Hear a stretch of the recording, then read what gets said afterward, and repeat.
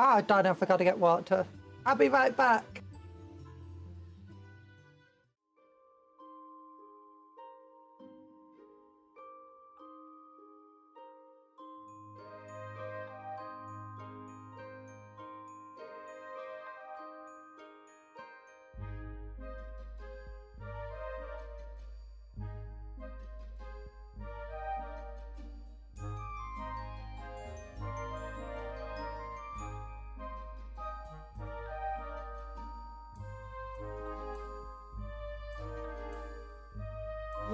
I'm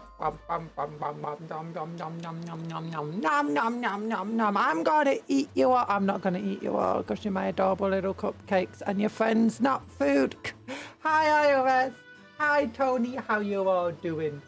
How you all doing? I hope you're doing well. I'm currently advertising a stream because I'm falling behind a little bit. Control C, Control V. Live now. Hashtag VTuber, hashtag ENvtuber, and Reddit post, click create, click VTubers, image and video live, my voice just cracked. But how are you guys doing? I hope you're doing well. I'm doing okay-ish. How do I do this again? Which one is the... What am I doing right now? Oh yeah, Handcam! We're a Handcam today. Oh my goodness. What Handcam number are we on to? Handcam thumbnail... 127! Oh my goodness! Oh, it's a lot of Handcams. That's a lot of Handcams. Rename... Get out of here, co-pilot. Handcam... Nail 127. No, that's 217, not 127. I can't write for potatoes. 127. Yeah. Hi Bob, how you doing? I hope you're doing well. I bet you're having a wonderful time in hell. What? Wait, what? Is this like a wonderful time in hell?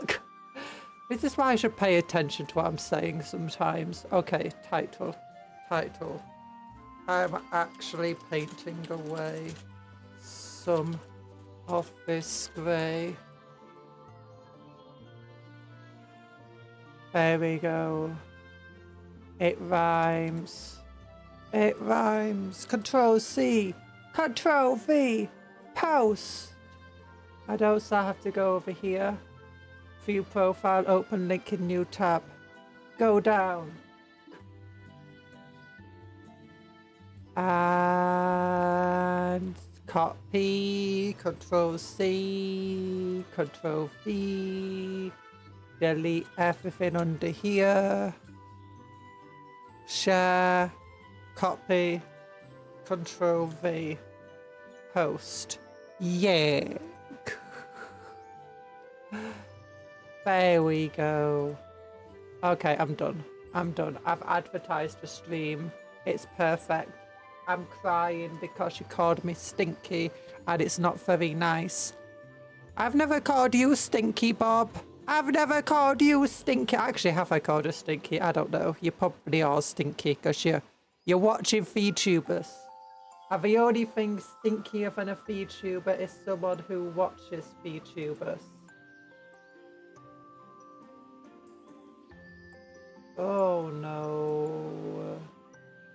Sorry, things are breaking for me right now. There we go. Things are breaking, things were going crazy. You stinky, how you doing, Talan? How you doing? By the way, have you seen my little chalkboard painting? Look, it's got Mephisto red there. And it's like, paint! Finally! We got paint! Ah! Stop calling your fan base bad names. I'm not calling them bad names. Look, Bob worships Nurgle. That means he wants to be stinky. He likes being stinky. He views it as a compliment.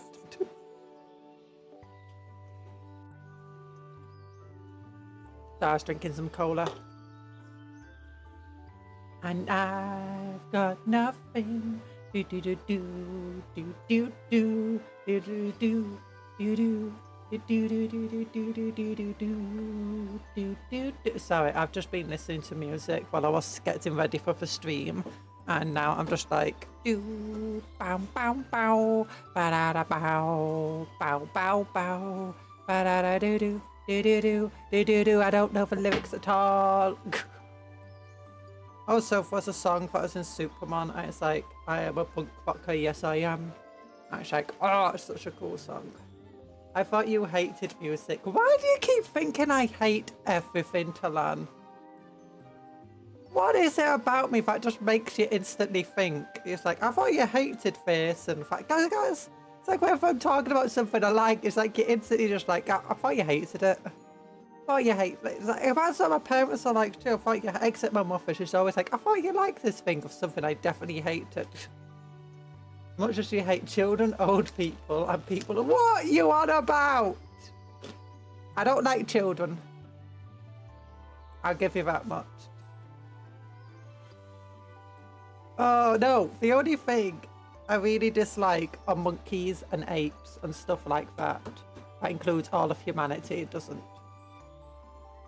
Oh goodness, but don't make statements like that, Talan. You're going to get someone taking it out of context and thinking I'm one of those hateful people. Because there's too many of those VTubers around right now. You know, the kind that just grifting, hating on things. Oh.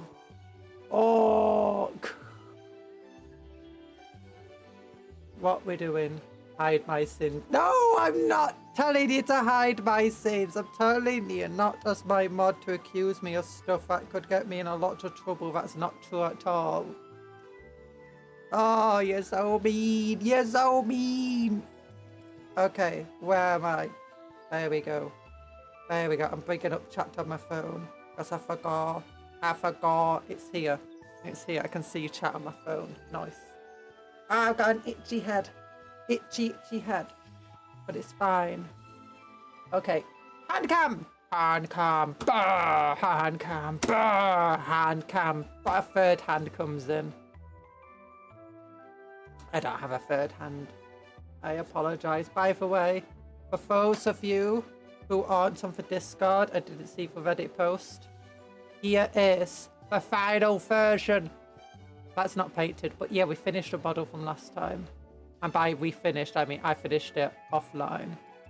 Like, here we go. Look how cool he is! He's so cool! And this took forever. I had to take it fully off, put a bunch of random plastic gubbins in for holes, then like cover that in glue and then stick it on so it had more of a connection point, and that seemed to have worked. Also, I tried adding symbols on, which kind of worked, but then this one, I got it for the wrong angle. It's sad, but trying to pick it up now is not going to do very good. Also put a Havoc missile launcher on its back with some of this stuff. We built for Plasma Bombard, which has its little clawy claws. but some of those fell off and I had to re-stick them. I added this little grenade launcher thing to it. Add a salt cannon. Also, obviously, purity seals, candles. How is it else you gotta know it's Black Templar? And look, a little lantern. And then a little crossy thing with a skull. And, oh yeah, it's blue tacked for base. Because this isn't the correct size base for Redemptor. I'm trying to find a 90mm base that's reasonably priced. When you're adding for a pepper cannon? What's a pepper cannon? I invest peppers the enemy. Oh, assault and pepper. Oh, I get it. I get it. Look, a little skull hanging off here and swinging about a little. Yeah, I didn't want to throw too much on it because it's already got so many details on it. But lantern is the second most inconvenient place it could be. First place behind his head. What do you mean it's an inconvenient place? It's right next to a plasma cannon, which gets very hot, and that just lights the light. Oh yeah, I also added this weird thing. I don't even know what it is, but you know, it looks cool. So I added it. I think it's actually like some scribing machine that writes out stuff for you. Like each of those is like a little pen. Each of those little things, if there's just like something being written. So what I'm imagining is he's just like shouting prayers and stuff for the Emperor. And as he shouts them, this writes him out at the same time. And then behind, oh, I should put a little missionary on his, yeah, once I got a 90mm base, if there's room on it, I should put a missionary from the sanctuary kits or whatever here. And like make it look like he's picking up all of these pieces of parchment and paper. Like, because he's an ancient venerated person, they just record all of his words and he's shouting, and half the time it's just insults. I imagine it's just like the most redacted. You try reading and everything's just redacted because he's just swearing and shouting all the time at the enemies and calling them slurs. And then it's just like littering behind him, and he got this priest picking it up going, oh, the sacred writings of an ancient angel. The Templars yearn for their paints, they do. By the way, look! How you see my little chalkboard drawing? Look at that, isn't that hilarious? Isn't that hilarious? It's like, oh, paint! Finally! Paint! We got it! And they get the Mephiston red just poured on top of them. Oh, goodness. Do. Bam, bam, bam. We painted. No, we're not. I just had Mephiston red in my mind because I need to like redo the eyes of the Templars, make them brighter.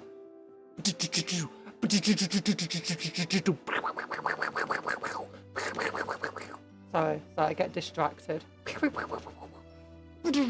Grenade! Buckets!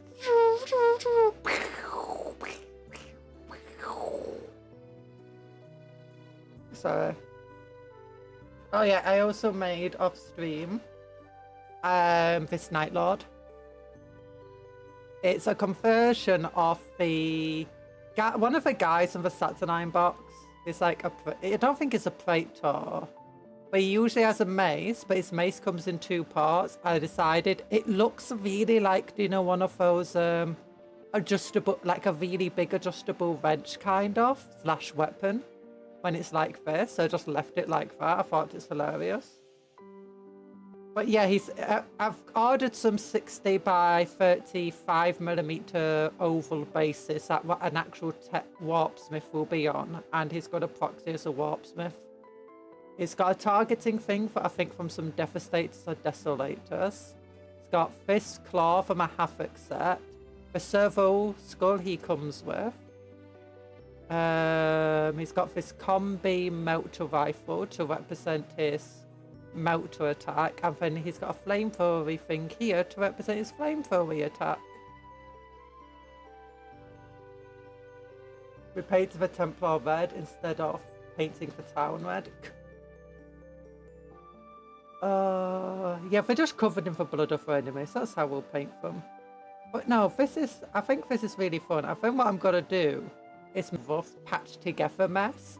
They actually took time and effort to try making a cloak from, you know, the flayed skin of the enemies look nice. But I do need to like fix up these bits of green stuff where the weapon was meant to go across, and I just couldn't get these two bits to line up properly, so I need to green stuff that gap closed. Oh, and that though, I really like the model. It's not glued to this base, it's just blue tacked on. Need to put a skull at the joint of a mace and shaft, make it look like the Night Lord's wings.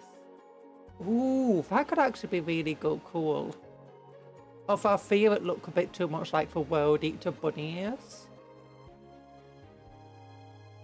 But I do have some skulls that we can utilize.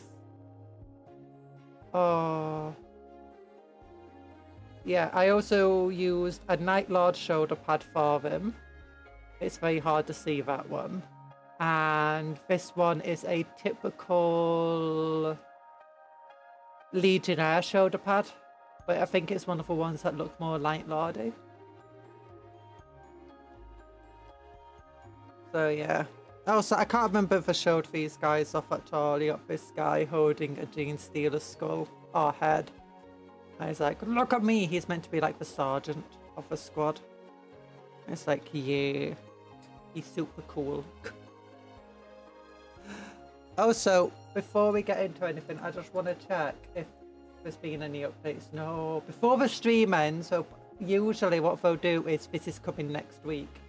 What's coming next week? I want to know. I want to really, really know what's coming. Oh yeah, for the Night Lord, this guy down here. Down here. I can show you the model that he was inspired by. Pre-order. There we go. Yeah, it's this model that it originates from. See, there's the servo skull, there's his melter rifle, there's the mace. I didn't put these decorations here on him. Obviously, I changed the head. I changed the backpack for a Chaos backpack. And I didn't put the big old banner on him because I thought he's better to without the banner. He's a warpsmith, not some... Yeah, he's called a Centurion. Yes, Centurion of Power Maul. And he comes with a big Saturnine box set. 67 quid for the Saturnine Dreadnought. 47 quid for the Terminators. This is literally just a reprint, isn't it? It's just the same drop pod that we removed from 40k. And they just added it to Horus Heresy. That's hilarious. I do like that drop pod though. Other people are like, that's really difficult to build. I'm like, actually it was relatively simple. I guess it is easy to accidentally glue things that are meant to move though and keep them shut. Oh, I've not built this quad platform. I want to put it into some of my other structures and fortresses stuff I have though. Oh, but yeah. I got my water, as in for water for the brushes. I've got this dude. Look how cool this dude is. Oh yeah, if you want to see him compared to a neophyte, this is how big he is. Compared to a Templar Primaris, this is how big he is. He's got a little bit of height on them. Maybe, depending on how we're standing. I'm thinking about maybe using some green stuff or some modelling putty or something to make this tactical rock a bit taller. Because I don't know how big warpsmiths are meant to be. I've been trying to find pictures of them next to other models that I have, so I can do a better comparison.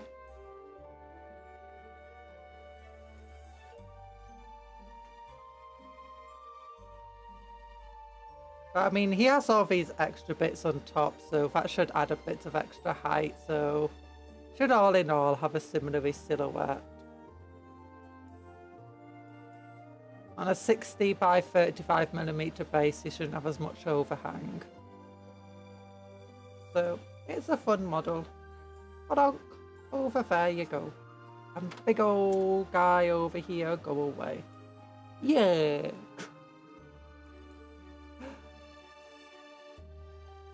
Then we've got the models we need to paint here. I've basically done nothing off stream for painting these guys. Because first we had the Combat Patrol stuff arrive, then we had the Saturnine stuff arrive. We've had a lot of like model sets arriving, and I need to focus on getting stuff built, otherwise I'm just gonna have a pile of boxes. I need to get all those dwarves built. I need to first make the Arc War Boss on arriving.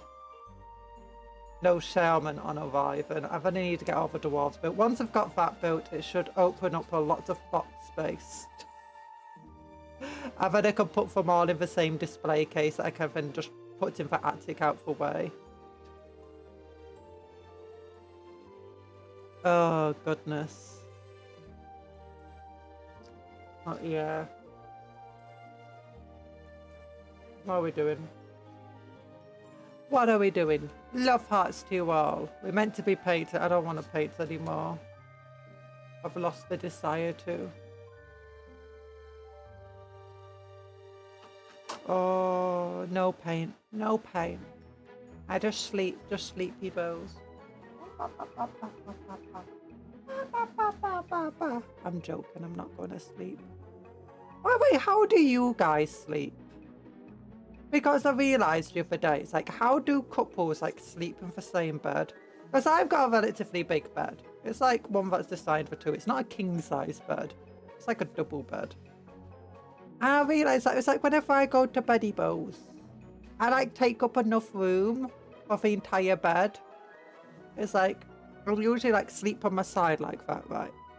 And I'll have one arm going around like that. And the other arm will be going like that. So that my wrist will be under my chin and my fingers will be into my neck.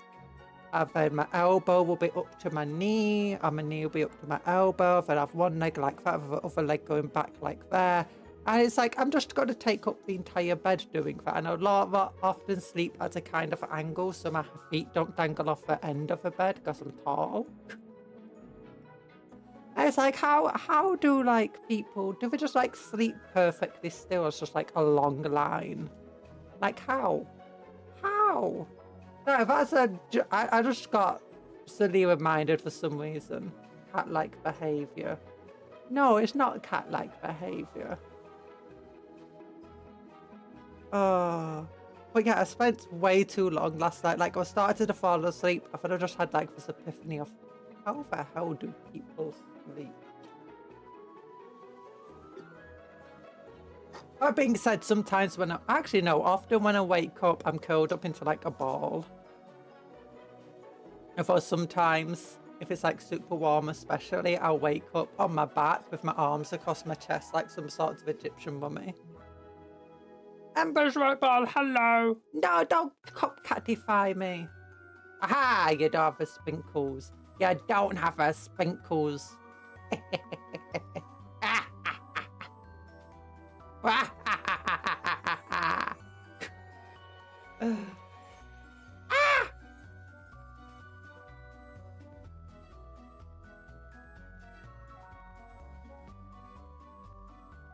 Don't help them.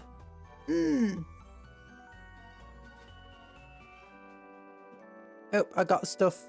Just let me quickly fix some stuff on my computery wootery. My computery wootery.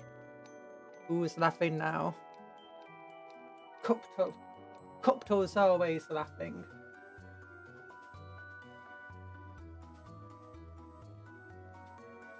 Mwahahaha. See, Cuptle's always laughing.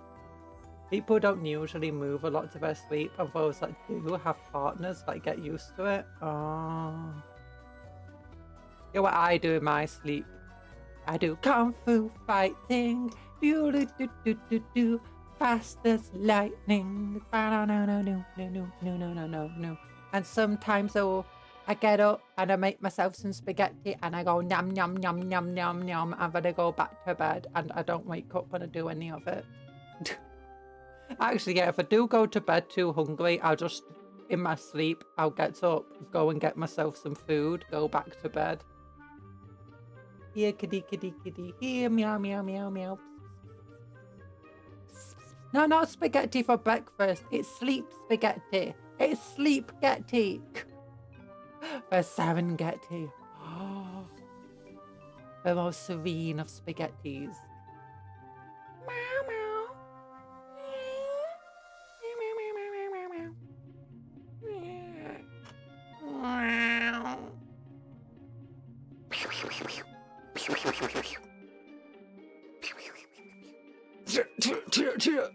Bad in the real fight. Oh, oh, oh.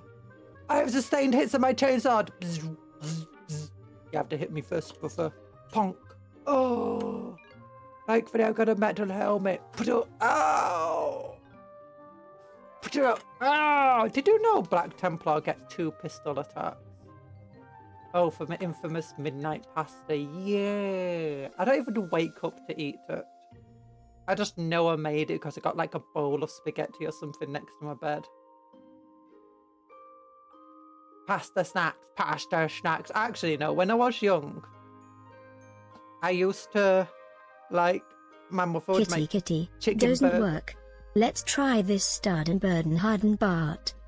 Stadenburden Hardenbart, Stadenburden Hardenbart, Stadenburden Hardenbart. What does that mean? Stadenburden Hardenbart. Stadenburden Hardenbart. Stadenburden Hardenbart. Stadenburden.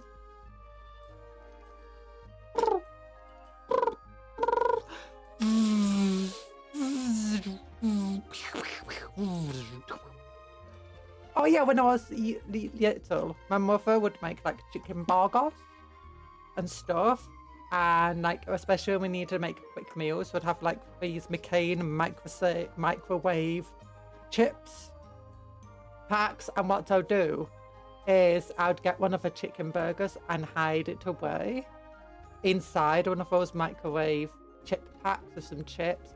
And then in the middle of the night, it's like I'd just hide them away in my room. And then in the middle of the night, like 3 a.m, I'd wake up and just like eat the burger and some chips, and then I'll go back to bed. It's like, yeah. I got very hungry in the middle of the night, but I struggled eating a lot in a single sitting.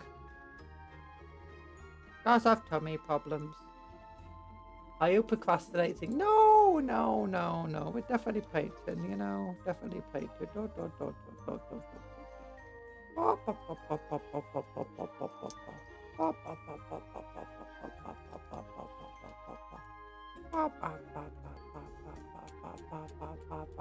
Elite trainer!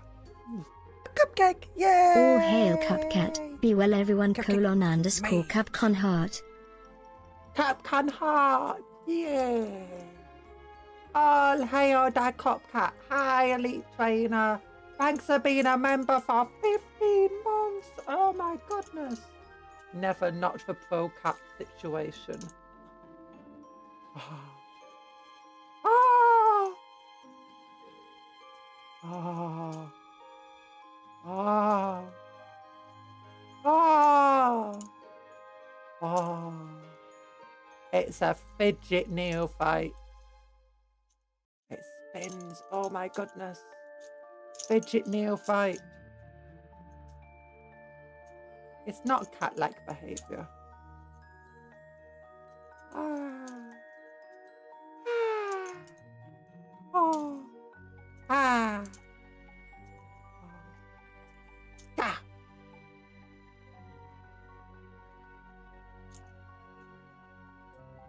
Ah.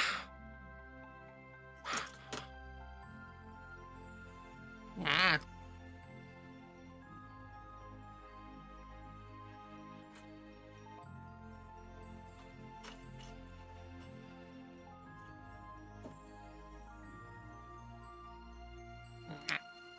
Sorry, I was eating for brush. I apologise. I got distracted.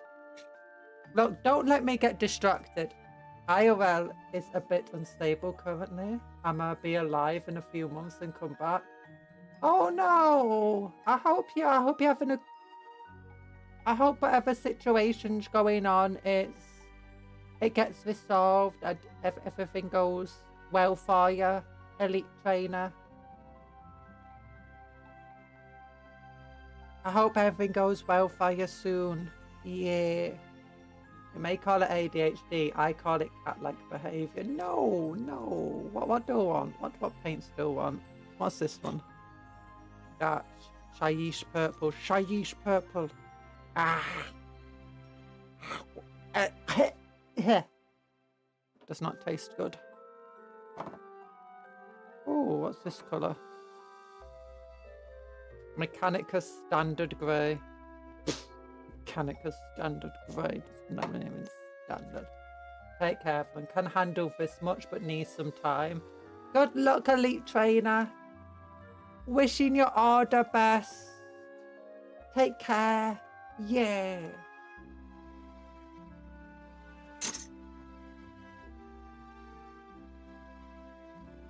Okay, there we go. There we go. Oh. Shaking up. Shaking dish up. Shake, shake, shake, shake, shake, shake, shake, shake, shake, shaking your booty, shake, shake, shake, shaking your top up, yeah. How is it looking? How is it looking? Contrast. Black Templar contrast.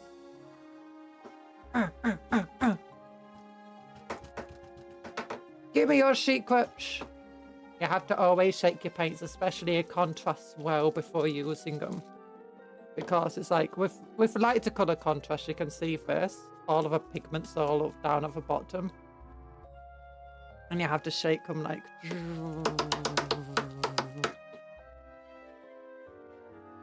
And you can see it takes a lot of work to get it all off the bottom.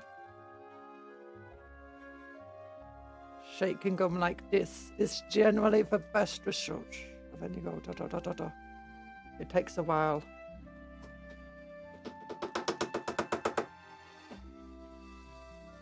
Need a paint shaker. The Cuptle Dreadnought gonna stay unpainted, isn't it? Yeah, we're not painting that today. We still got those 20 dudes have been painting forever to paint. Yeah. By the way, I want to do the black. I do want to get that Apothecary White on some of these models. This mod, the paint's so dark, you can't even tell when it's all congealed off the bottom. Well, actually, you can tell it's like a purplish colour.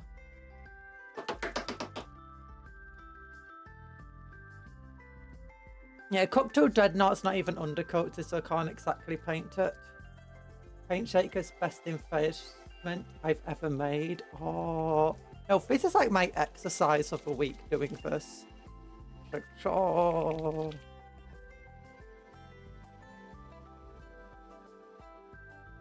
I've got to shake both of the paints at once.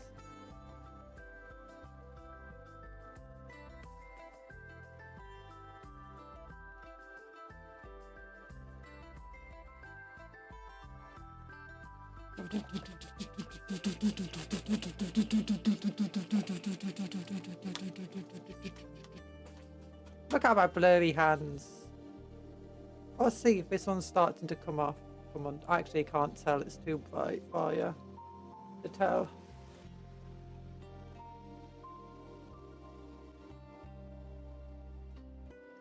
Yeah, contrast paints are definitely hellish to get working again. See, now you should be able to see. Yeah, you can see now it's not just all pure white at the bottom. I am a paint shaker.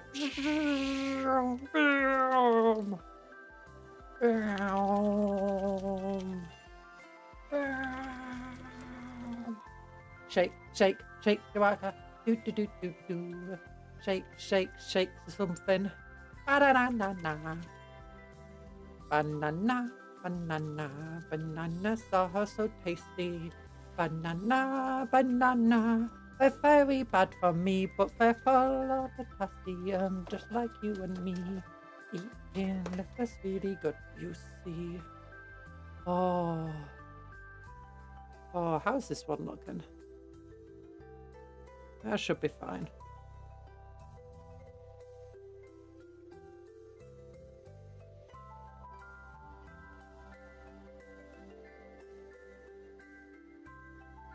Yeah, I got it.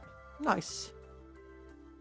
Okay, but yeah, I want to get the apothecary white on them to get these white areas looking a bit nicer.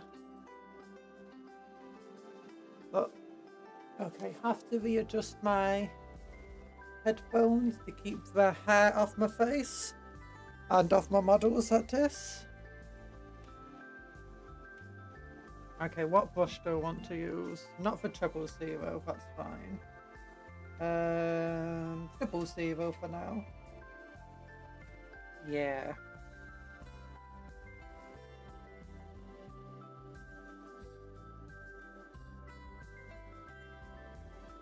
Shake, shake, shake now. Oh, very dark, mysterious pink.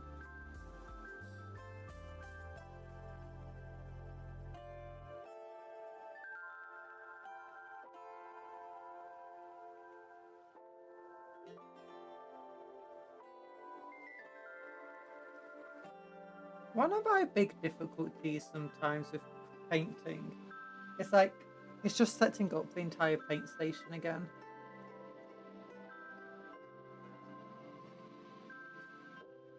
Like, it's not a lot of effort, but it's just enough effort to get me to not want to bother, you know?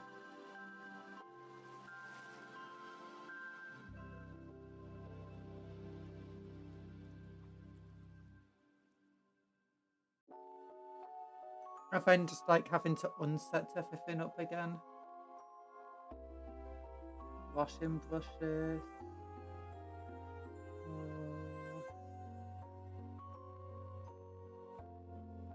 Good painting. I've only just started. Hi, DA. Praise be for Omnissiah. Shall the Citadel point be blessed with defined coverage? Yes. Do you think Warhammer has journalists? And if so, do you think they pray for like under the Omnissiah or for coverage to do really well?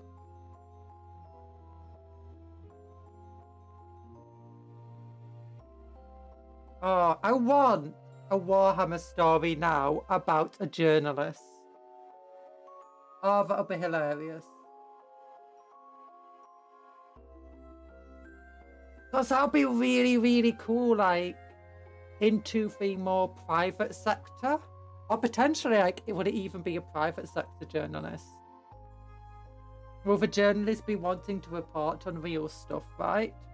But they're constantly being forced to, reports that they make are being suppressed.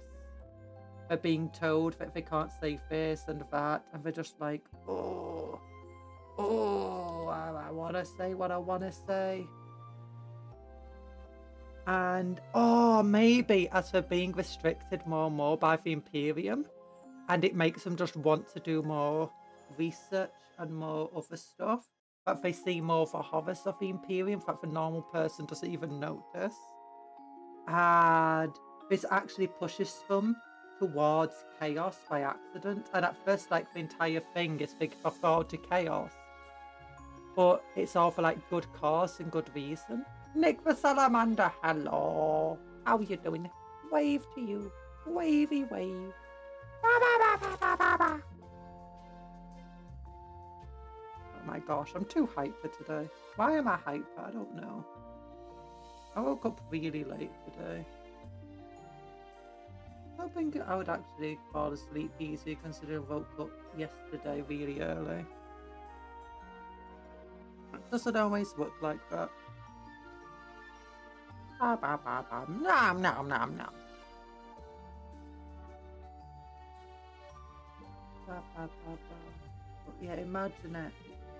And the entire thing is they're wanting to like maybe they're trying to expose some corruption and some bad stuff that's happening. Only to find out it's not corruption at all. They've been ordered to do some of this stuff. And it's all a top secret thing. And then the report just like trying to stop this bad stuff happening. And as they become disillusioned with the Imperium, it becomes easier and easier for chaos to corrupt them. Oh. And at first we're trying to save people, but by the end of the story, they've fallen so far into chaos that the very people they were trying to save, they end up instead sacrificing them. And it's like, that would actually be really cool. Because it could be a story of how the Imperium pushes people towards chaos. But at the same time, it's one of the things that's keeping chaos at bay. And it's like a double-edged sword, the actions that they take. Like, yeah, it's keeping chaos at bay, but oh, my parts are delving deeper and deeper into the secrets of a planet. It turns out at the end they're just an Alpha Legion sleeper agent.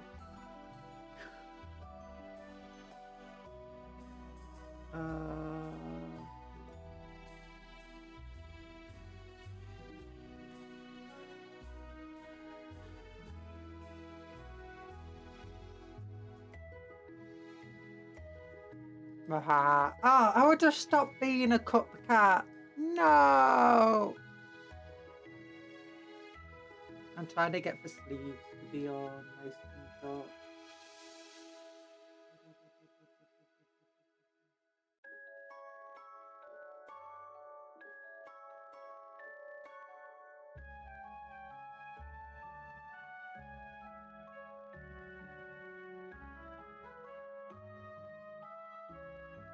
Am I getting black on this skin? No, it's good. Just want it on that sleeve. Use some northern oil.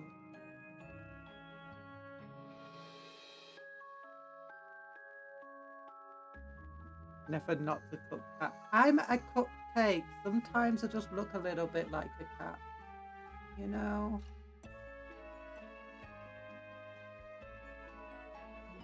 I need more drink because I got a headache.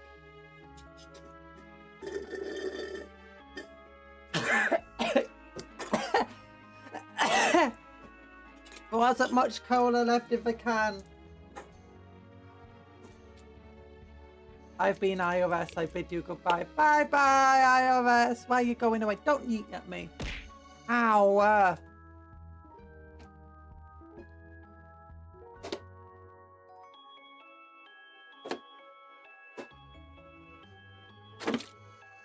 Water.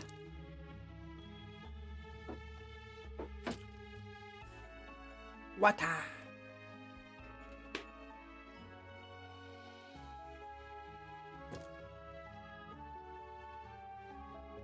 Christ girl, drink it, don't inhale it. Never. It's cola, you have to inhale it. Also, I'm thirsty. I'm thirsty. That was a silent suck. What do you mean a silent suck? I should be drinking water because I'm thirsty.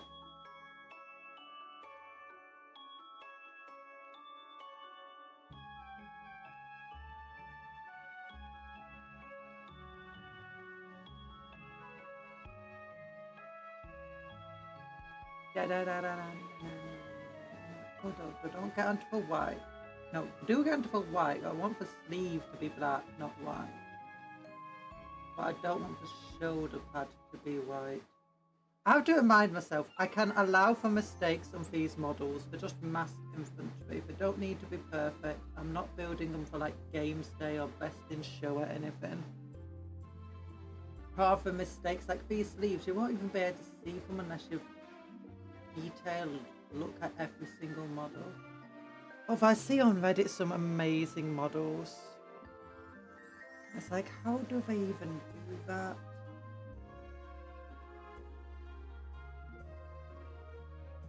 Like, I understand colour theory to some extent.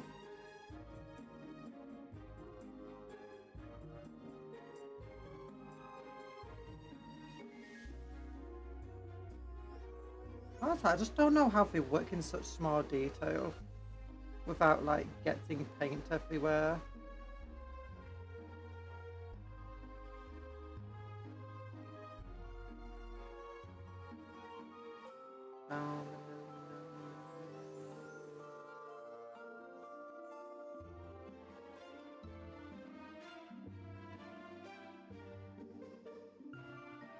That was a violent attempt on my life. I've been watching Gravity Falls again recently, and the voice actress of Mabel is really good. Like, all of the voice actors in Gravity Falls are kind of decent. And you got the weird time travel guy who kind of meh voice acting, and some of the other characters, but for the most part, really good voice actor. But the voice actor for Mabel really sells the character.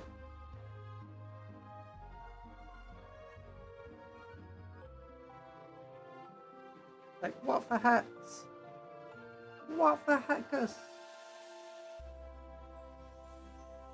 Okay, this is fabric, so maybe I shouldn't be trying to get it to such a darkish colour.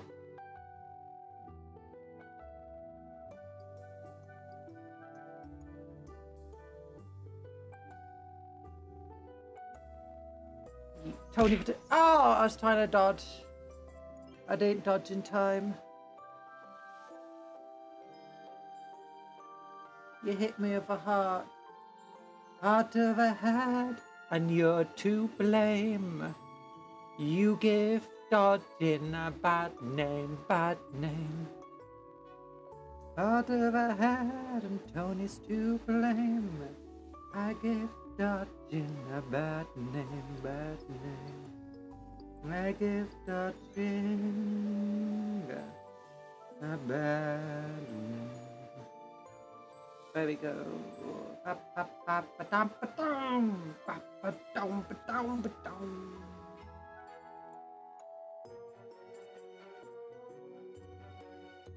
Hello, Tony. Hello, hello, hello. What's all this then?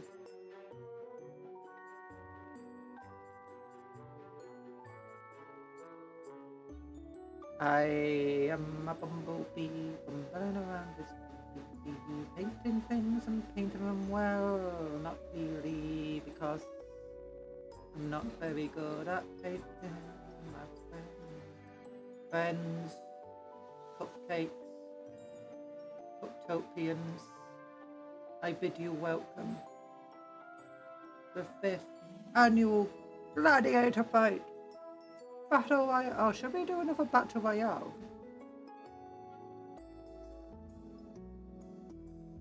Your Candyman cover refused to leave my YouTube homepage. Oh no. I apologize. That does not sound fun.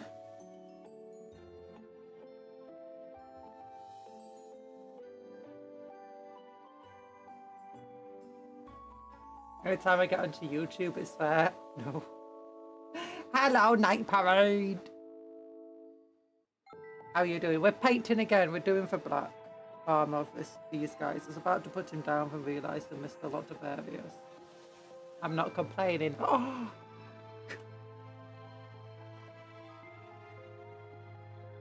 Glad you like the cover.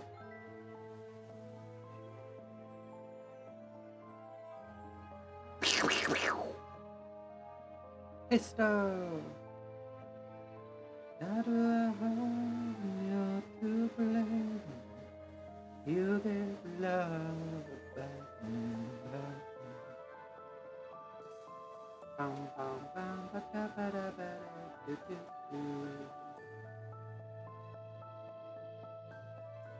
When was the last time we had like a universally popular, massive cultural impact song? I got things like We Will Rock You by Queen, The Final Countdown, Shot Through the Heart, and You're to Blamed.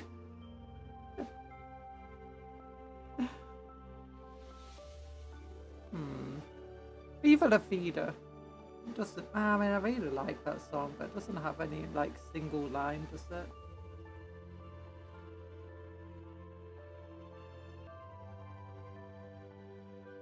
I guess you got for Greek. Oh, Boulevard of Broken Dreams. I walk this lonely road, the only road that I will ever know. Do do do do do.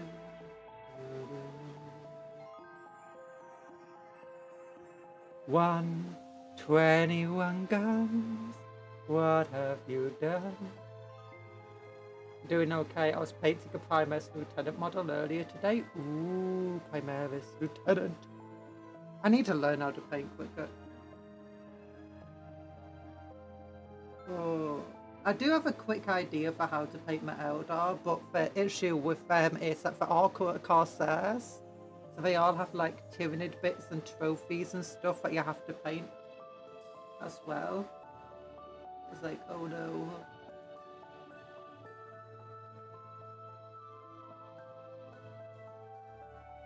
Green Day for my beloved. I do like some Green Day music. Some of it's a bit too depressy-sessy though. Same with My Chemical Romance. Don't wanna be American idiot. Green Day's Grace is also pretty fun. I found a band recently that's been all over my recommendations called Two Door Cinema, and they've been pretty fun. Music. I have no idea about the band themselves. I feel like I always have to imply that because it's like, I just remember it's like coming across a band or like album or something. It's like, ooh, I like this, and then you find out about the band or whatever.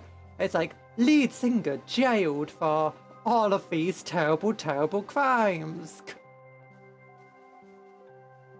Band comes out as terrible, terrible people. It's like, oh. Oh wait, I forgot to do for a little cross on his shoulder. Funniest thing is I found out that band because of JoJo. Green Day. Oh, they're in JoJo. The creator of JoJo really likes a lot of music, doesn't he? And puts it into a lot of his characters.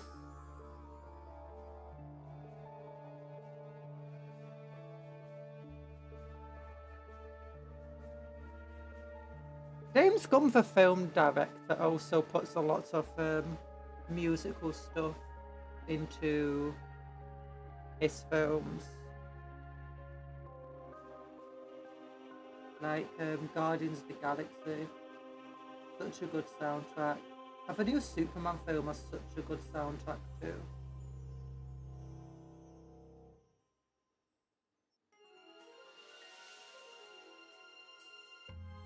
And by such a good soundtrack, I mean like such a good soundtrack just to listen to for fun. And it's like, which is very different from like having Hans Zimmer do your soundtrack. I mean, still very good music. Something I put on for fun, but it's a very different style.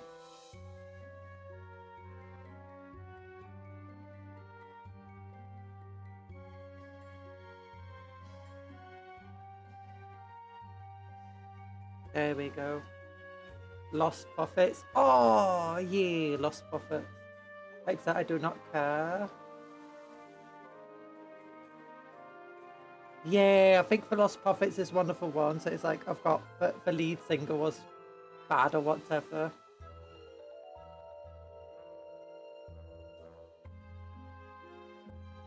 I struggle a bit more to separate the crimes, or do you know, for actions of a person IRL from that art form. It's easier when it's a long time ago. Like the person's not even alive anymore. When it's something more modern and the person's still alive, I'm like,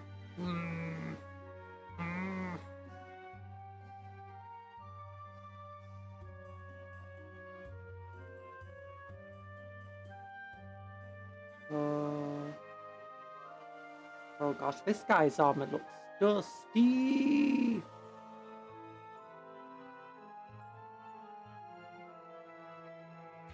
A base does a lot to make a model look better, doesn't it? Like a good, well-decorated base.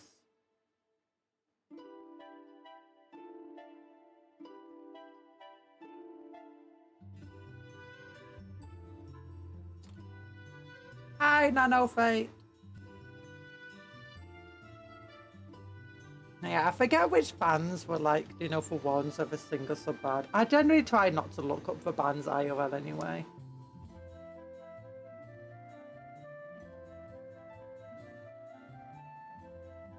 Half the time I don't even know what the lyrics of a song are like are. It's like, I just like the beat of this music.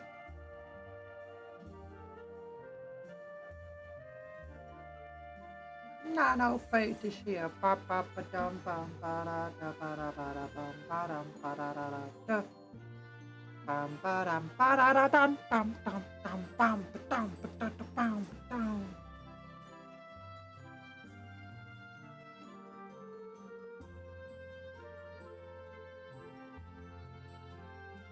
I'm an alien in this world. And I'm dancing like I've never danced before. I don't dance. I don't dance.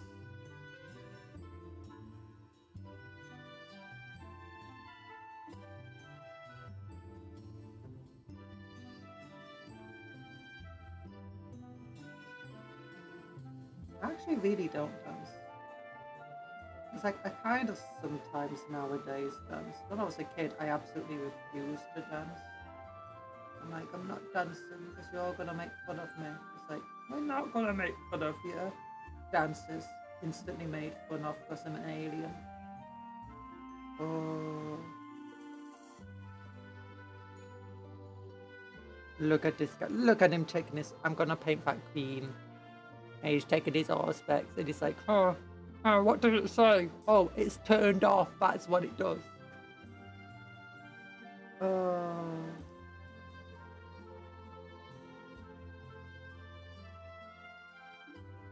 There's so many different painting styles of Warhammer. You got a very neat painting style. You where everything is very shiny and new look. Well, maybe not new, but you where all the painting is super smooth. And I think that's like the heavy metal style, isn't it?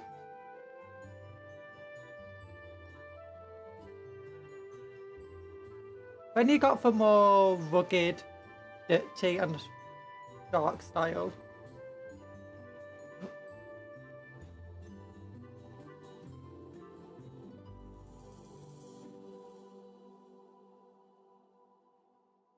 You really like the referring models? Yeah. You have a very referred style. If you go to the Games Workshop website, or Warhammer website, and you look at Forge World models, or do you know the resin ones? Their pictures look very different from the standard plastic models. I think the main reason being is that they have like a different design studio and idea of how to do that. The plastic models, they really want to show what you're getting as a model. They don't want to obscure the details, add details that aren't there with the painting. They want the picture to be very, very clear. So it best advertises them. Which always isn't necessarily the best paint scheme for them. It can make them look a bit subdued effectively, a bit too clean. Forge World though, the entire thing is they want to make the way they paint it and the way they design their models as well is much more diorama-like. They go for much more weathered, much dirtier models.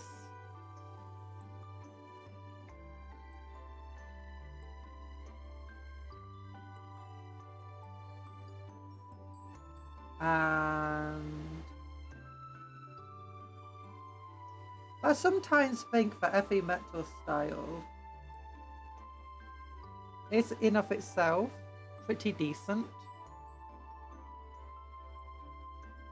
Like, even if I wanted to, I don't know how to get those really smooth whites and blacks and, you know, paint schemes that they have going on. Like, they just look so smooth and so pretty. It's like, how the hell did you even do that? Like, I liked painting a more rough method style because I enjoy it. I like it. But at the same time, it's because I find it easier to paint. You love Rammstein. I probably heard some of the music, but I wouldn't be able to name from the top of my head. Sounds like they're gonna be heavy metal, screamy people. With a name like that.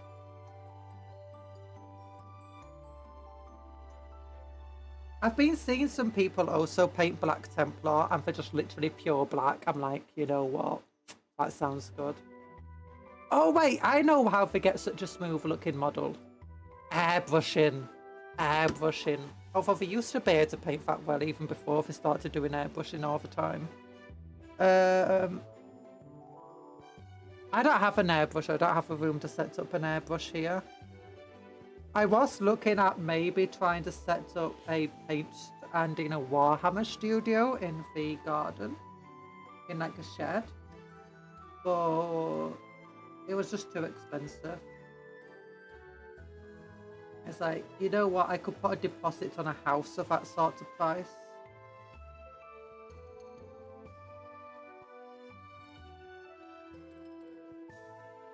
And that's what my savings are going to.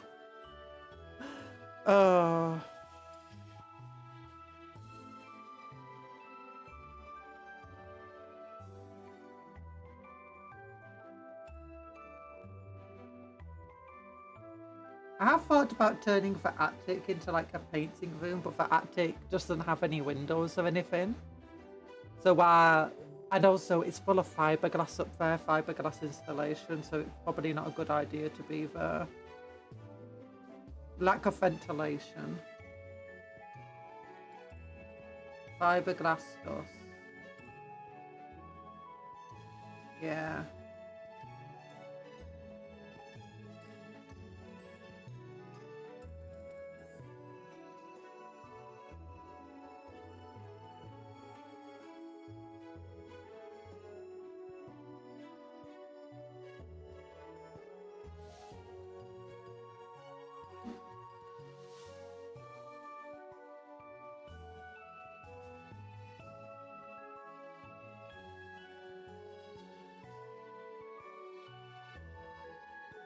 Bam bam ba-do. I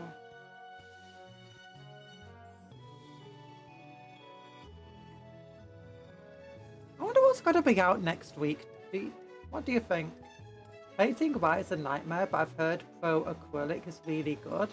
But too bad that they don't sell them in my country. Oh, I've got this ink here. Very, very good acrylic ink for Liquitech Professional Acrylic Ink. But it doesn't necessarily make the white smooth. Where is it that I've painted? This guy's shoulder pads and head has some of it on. I purposely tried keeping some of his head more grey colour and just doing the highlights in acrylic ink. But his shoulder pads are covered in the acrylic ink. It does help get a slightly smoother finish to it. But still, it's not the greatest. It might just be me not being the best at painting.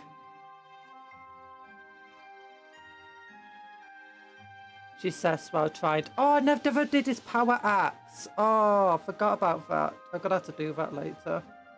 I need to also do this gem, make it a bit shinier. But anyway, she says, I'm not a very good painter. Try showing off his really cool cape. Very unsubtly.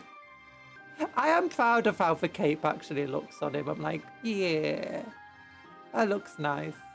The front doesn't look as nice, but you know, it's fine. Yeah, I did this guy's power sword and forgot to do the other guy's power axe. I am so glad. Oh, the edges of this cape aren't that good. I need to go along this bottom part with something. I don't know.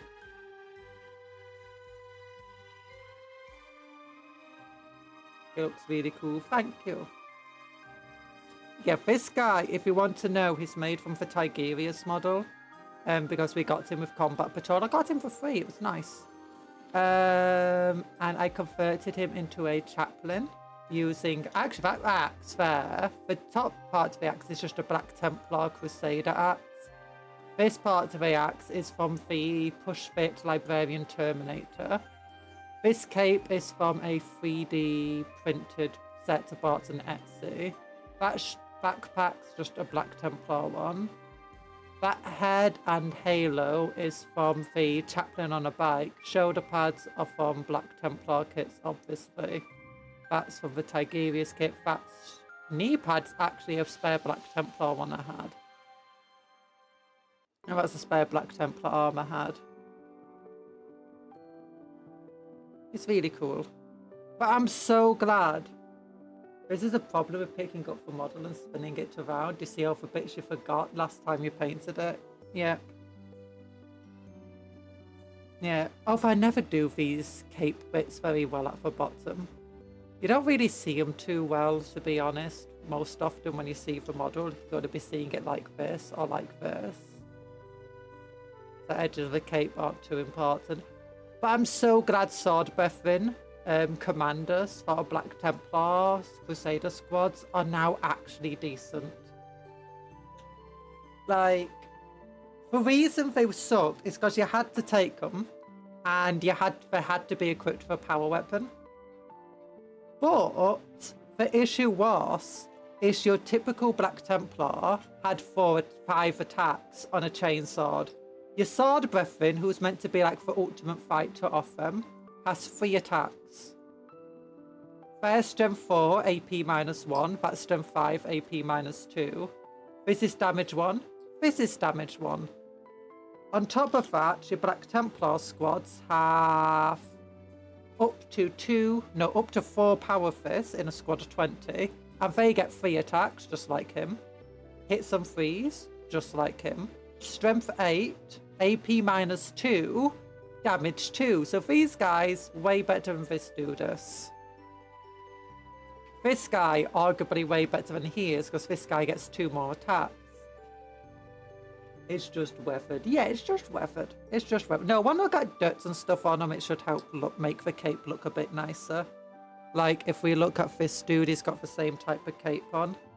And you can see just all the dirt covers where I'm not very good at painting it. Armageddon Dust, my beloved. But yeah. So these guys never seemed that good, but now he gets lethal hits automatically. I mean, these guys now get sustained hits automatically. But these guys don't get lethal hits or sustained hits anymore. So they're slightly worse, the Power Fist ones. But he gets lethal hits, which makes him instantly actually able to compete for Power Fist. On top of that, he's now damage 2. Just like the Power Fist is. So he actually does have a decent profile. He can cut down Marines pretty easily. In fact, he could probably cut down many enemy characters pretty easily too, or at least compete with them. Like, an enemy character going into the squad here would suddenly look at this dude and be like, you get 3 attacks with lethal hits, and they're all damage 2. You're also strength 5, so you're wounding a lot of things on 3s. Oh, but you never used to have that with a sword weapon.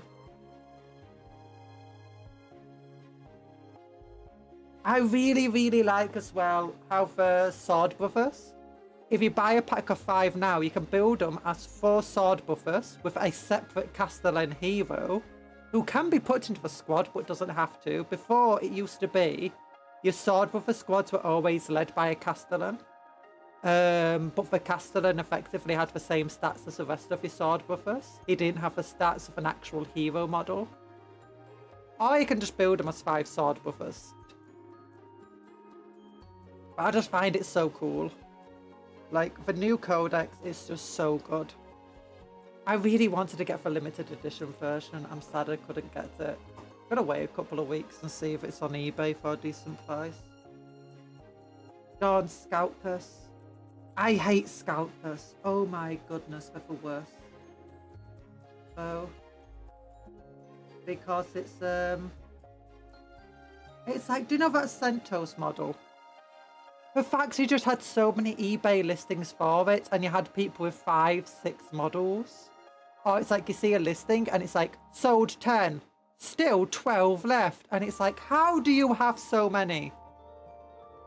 The shop I went to had like 18. I didn't even go to, my mother went for me because, you know, I'm disabled. But anyway, the shop had 18 of them, I think. That's what they claimed anyway. Oh, and most of the shops did only 1 per person. Oh, scalpers. I don't know how you can stop scalping. Like, I understand the point of a limited edition model. The limited edition model isn't about trying to make profits or money from it necessarily. All it is just trying to celebrate Warhammer and the website and the stars, sorry.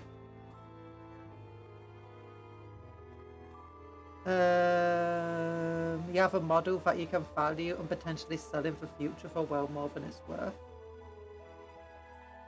It gets people coming into the Warhammer stores.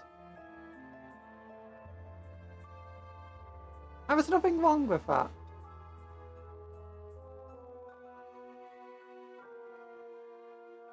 And there's nothing wrong with making like limited edition versions of the codexes. It's like, yeah, you're not going to put gold leaf or whatever on every single codex you sell.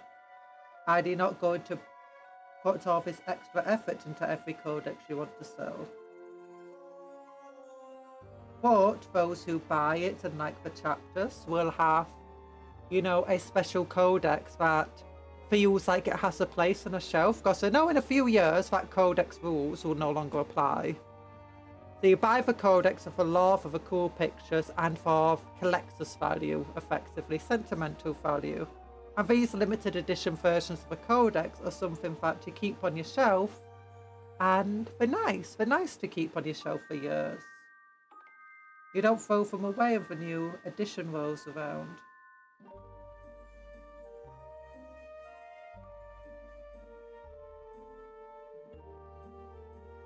There's a lot of other reasons why you sell, you know, limited edition stuff.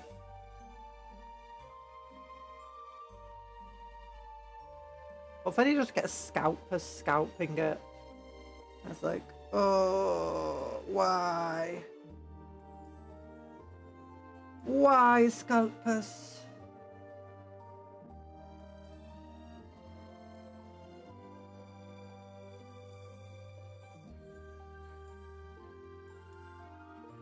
I don't even know how you're meant to fight them. Like, how do you stop a scalper?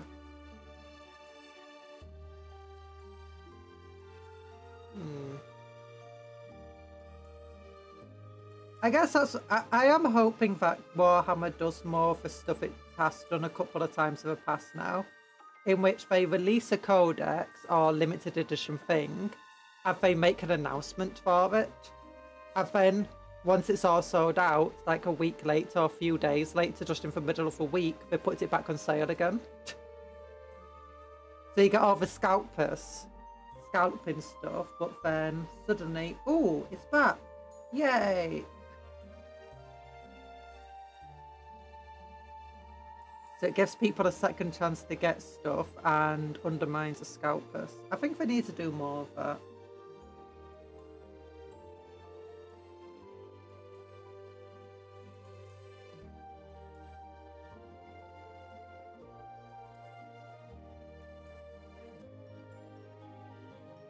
Like, it'd be really cool if they just decided to make Centos a made for order for 1 week.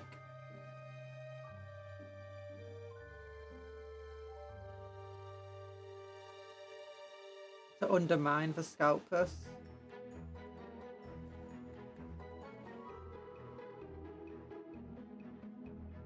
Well, that would remove some of the thing of it being a limited edition and collect the value from it, which people do want. There we go. Yum, yum, yum, yum, yum. I went onto a dark path there.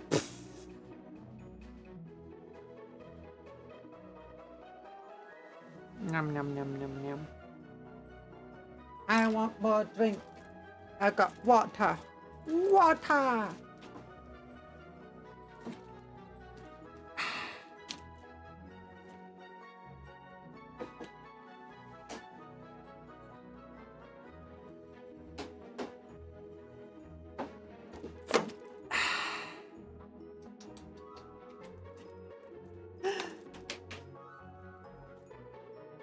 Look, I love lemon and lime water. It's the tastiest thing ever. It's not the tastiest thing ever. Cola's the tastiest thing ever. Oh, Mamma Maglione.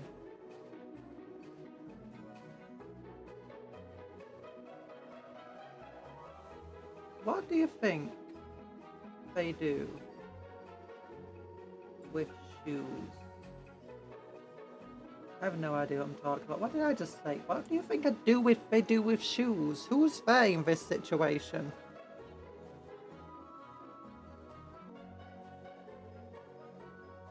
Bum, bum, bum, ba-dum, ba-dum, ba-dum, painting a little more. Oh. I thought I accidentally covered something that I wasn't meant to paint then. Painting my little motto.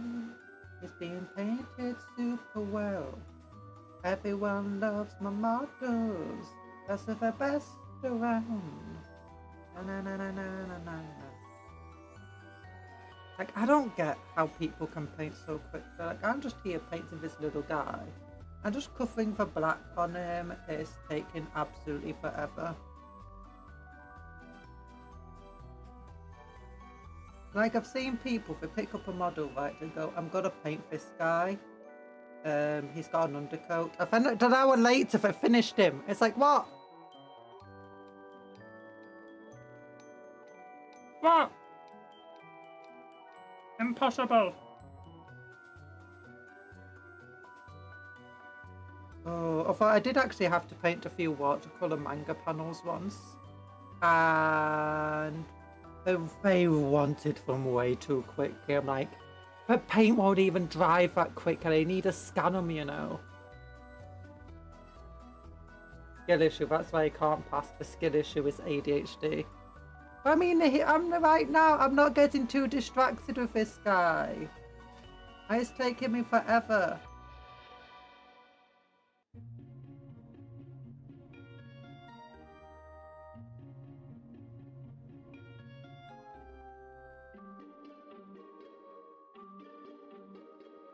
Okay, I did get distracted, actually. I did start picking up those guys over there and showing them off. And like, look how cool my dudes are. Don't you wish your dude was cool like mine? Don't you wish you... something over there.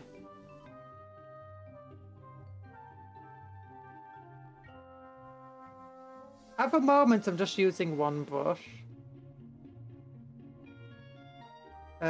I do switch between 3 brushes quite regularly. At the moment, I'm just using one brush, so I don't have to keep switching between them. It's big enough for me to do these detailed areas without spreading, or small enough to do these more detailed areas. But big enough for me to also do for areas where it requires larger coverage. And most of what I'm painting right now, I'm just doing things like this, where it doesn't have that much, require that much coverage. It's just covering up all the mistakes and failures of the past. Like where I'd accidentally painted part of the armor like it was this robe.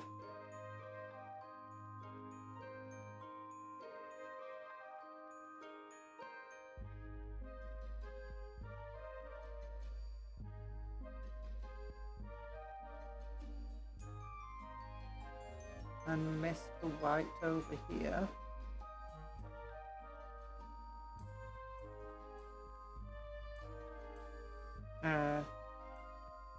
Now the big thing here is just getting all the black done.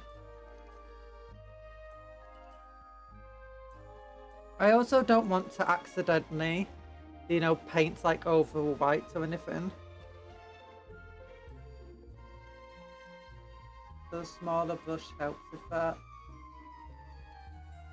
I guess my clumsiness doesn't help with trying to get the painting done.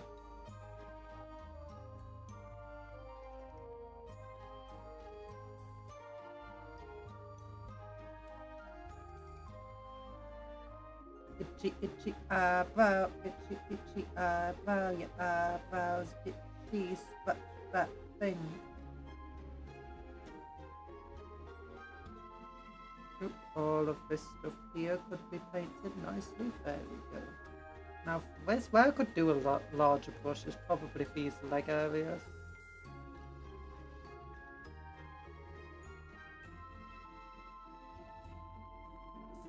Same time.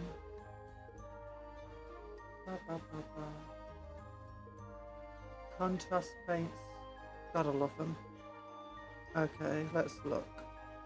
Now this area still has some work to do. Back there. The black edge of the shoulder pad painted up. Get this arm done here. Oh, forgot to do the thingies. I was looking at them earlier and then got distracted from them. These thingies are all blue. They're not meant to be blue, they're meant to be black. The gun's blue. Thingies aren't. There we go. Yeah.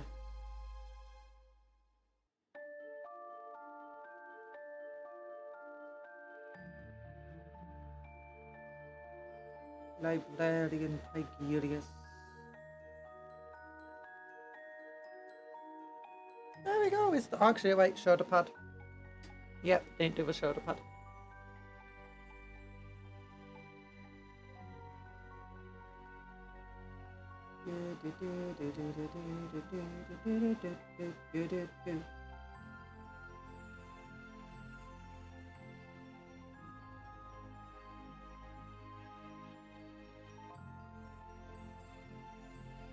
Yeah, oh, look at that cross. Now that looks more like a cross than before. I'm very, very cross.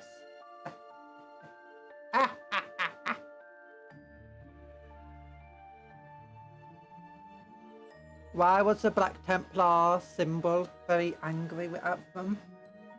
Because it was just a big cross.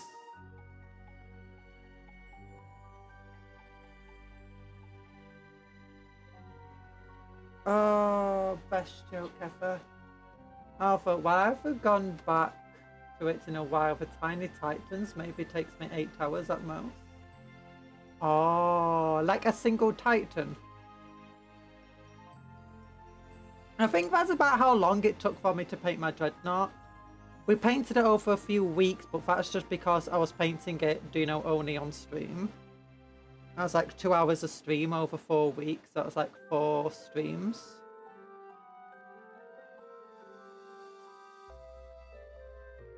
Or was it 3 streams that we did before it?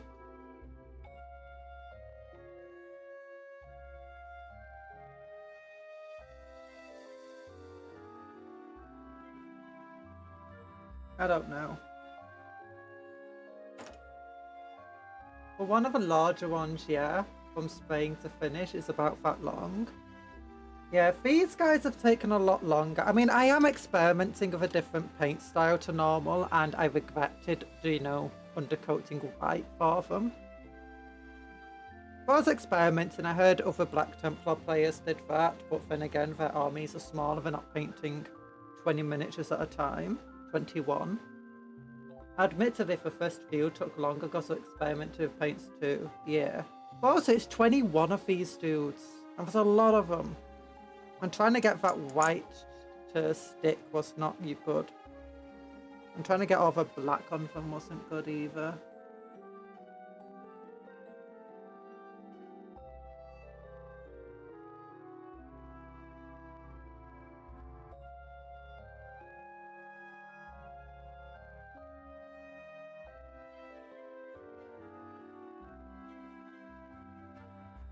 Nordlow as the Yippee Lictor was a work in progress for ages.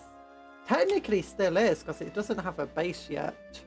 A basing is not done. Yeah, no, the Yippee Lictor didn't take as long to paint as this guy did. But this guy was, I was changing the skin tone like 6 different times on him.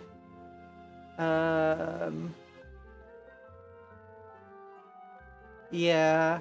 I changed the skin tone like 6 different times, painted the blues on him like 12 different times. Finally got the blue I wanted through this dude. Finally settled on painting the skin tone. Then the Yippee Lictor. Took us a little while to finish the skin tone. But then a large part of it was just figuring out the brain, and we did that. We did a few experiments on the brain for painting it. The purple was done relatively quickly. The blue took a lot longer. I mean, I think I did a very good job of it in the end. It's not like the best job ever. I think it's a decent enough one where I can actually show it off without feeling terrible about it.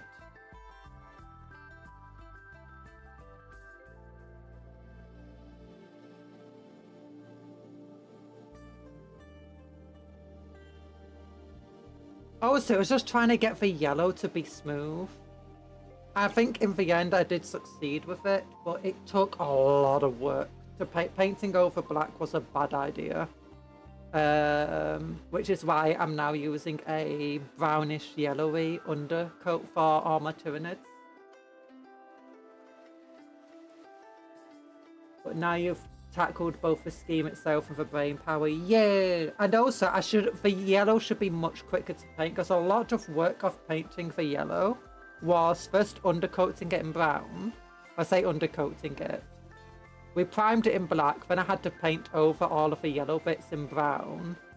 Then I had to go over it again to cover more of the black parts. Then do it again because some of the black was still showing. Then we started going over in the different yellows. But that was a lot of work because some of the areas are just still too dark with the blacks underneath.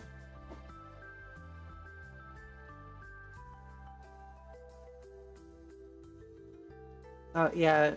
No, it should be a lot easier because I understand the scheme. It's like we use the same concept of the brain here. The same, what we managed to do there on his power sword. And the power sword we managed to do in just a couple of minutes. And it's also the same concept on those blues. We did use similar logic for painting the capes and the guns, which did take a little while, but we're painting 21 of them. But compared to the hours it took to get the Yippee Lictor's brain and all those blues correct, it was a very short amount of time by comparison. And I think that's important to some extent. At the moment, the biggest time issues for this has first been painting for black everywhere. Because again, why did I choose to undercoat in white? I was hoping contrast paints would be a lot more magical than they are. I think I was hoping for literal miracles to be worked. Once we did for blacks, I then had to spend a lot of time getting for whites. Because I went over the white areas so many times, it took a lot of time to do for whites.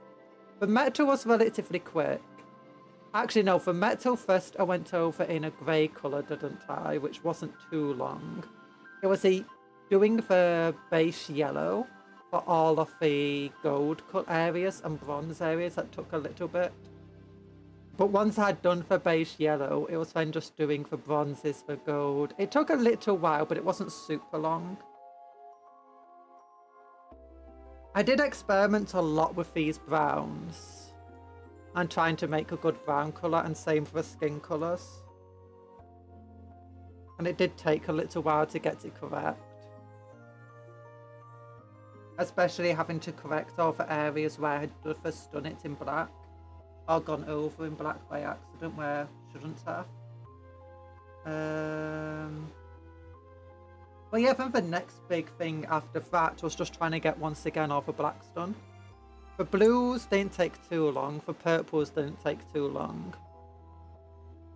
These silver and steel colours didn't take too long.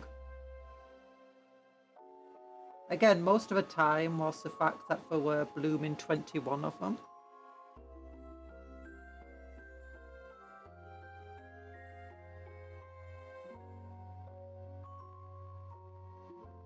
But even then, when I was painting them off stream, I went through a lot of them very quickly with a lot of that stuff.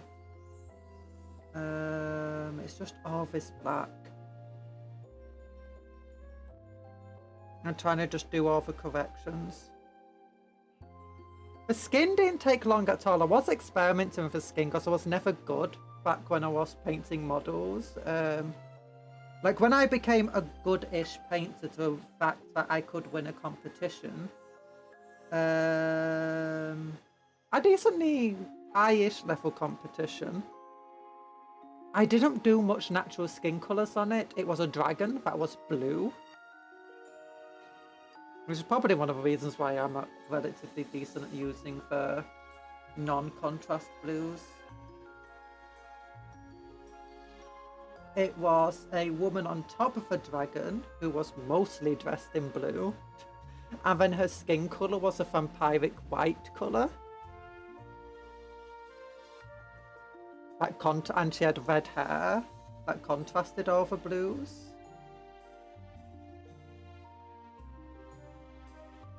And for as serene as she was, the dragon wasn't serene.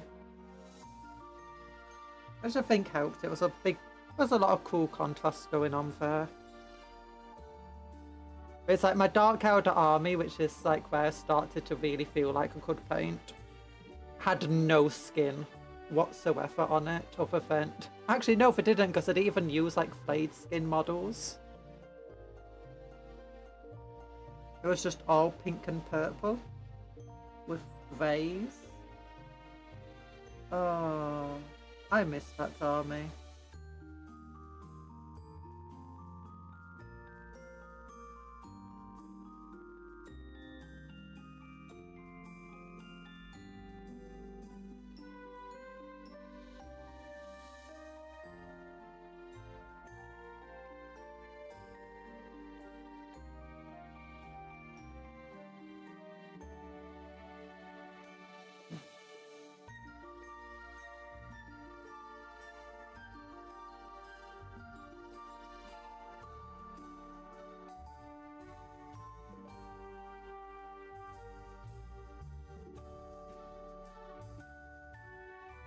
Oh gosh. I'm glad I don't have any checkerboardy stuff going on in these guys. Like, that would be hellish.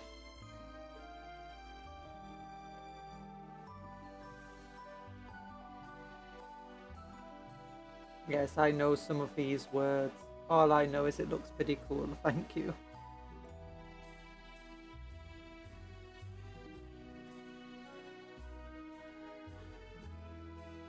There we go. Oh, he's painted. How's he looking? He doesn't have a cross on him, that's nice. The armor does feel a lot more... Oh, wait, there is definitely areas here where I can go over. Oh, the gold didn't fully cover for eagle. Oops. That's fine. I'll just put some dirt there. Got some ditch in your eye. I don't know what I'm gonna do about the heads. I've been looking at the heads, you know, the silvery iron steel colour I've got going on, and I feel like something's wrong with it. Like, I've been looking at Grey Knights, and it's like, how do they get such nice looking silver? I think I'm gonna have to go over with Stormhouse Silver again. Just to add some highlights. And this guy's not looking too shabby. I like the fact that I have more colour on my Black Temple. I think it does make them harder to paint. Because there's a, like, I'm doing purple shoulder pads, blue guns, bronze change, golden eagles. I do think the colour helps them look more, you know, like stuff's going on with them.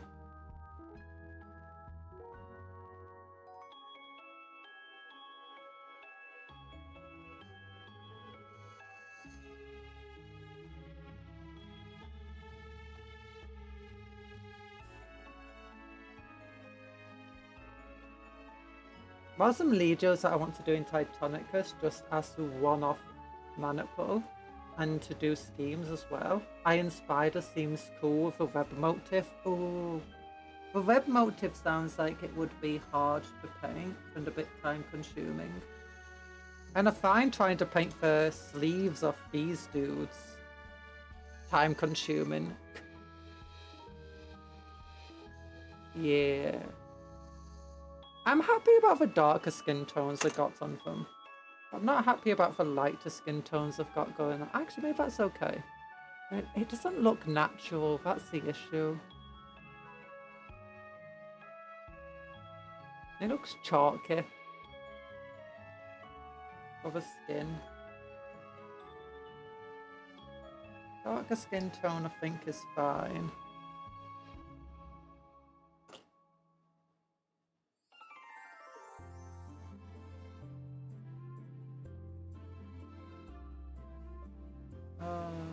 Oh gosh, now I'm getting a bit cold. My air conditioner, turn off. There we go.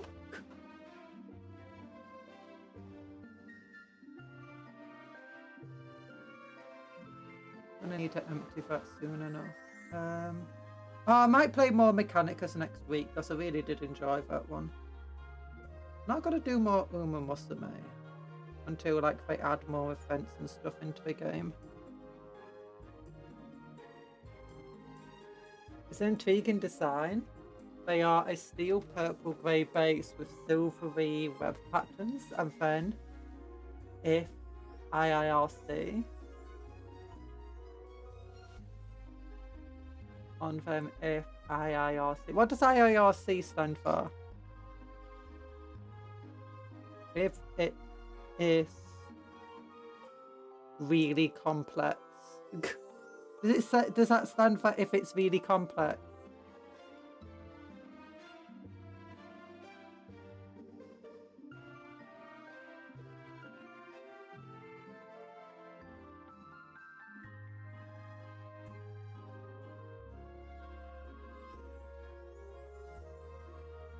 Did it twice, my bad.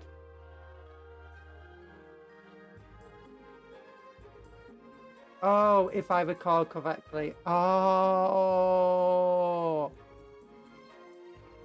If I recall correctly, you're a big old book.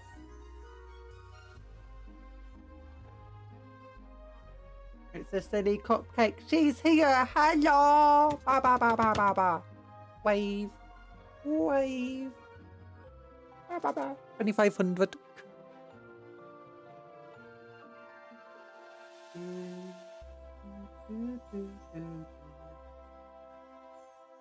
Oh, yeah. Mechanicus was a fun game. I want to play more of it.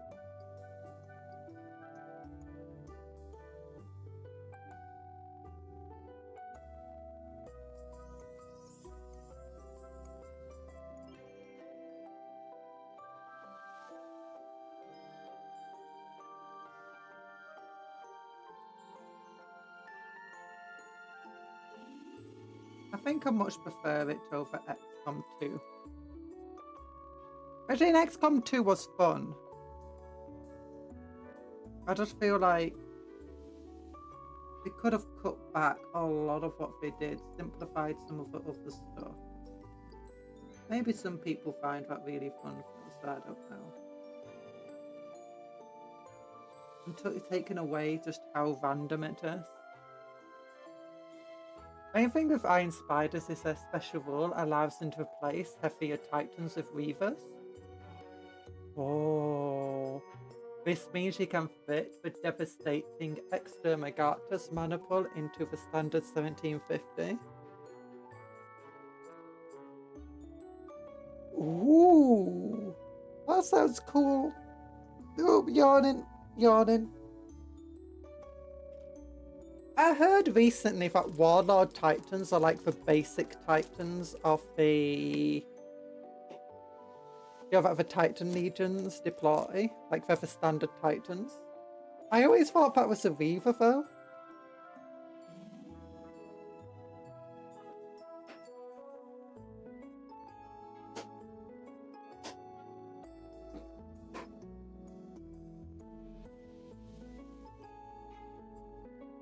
Because if a Reaver's not like the standard Titan, instead the Warlord's more of a standard Titan to deploy. It makes me think of what's the role of a Reaver Titan. Depends on age of a Legio. Older ones had way more Warlords, new ones get the Reaver. Oh. I heard that the Warlord Titan is still like made in mass though. I say made in mass, but like made still on a very large scale.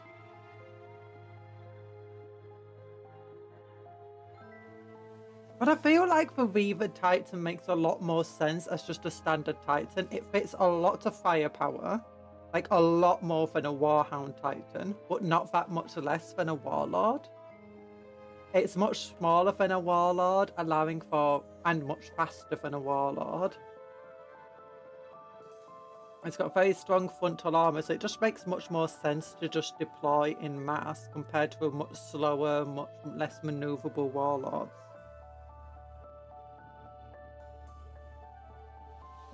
And just from a tactical point of view, you want something that's more mobile.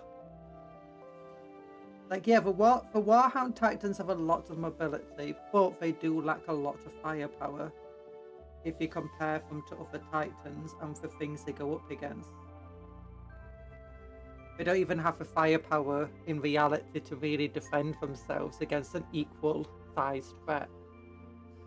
Or like equal size, like if the enemy had an equivalent amount of forces to fight the Warhound with. Reavers do though. They got a devastating firepower. Warlord is mass produced on a few select forge worlds, but Reaver is much easier to produce even on those worlds. But it's only those forge worlds that have the capacity to make Warlords. Oh. So can the Reaver be made on worlds that aren't dedicated forge worlds? Because if so, that's cool. Doesn't the Reaver Titan also have something where its frontal armor is like really, really heavy?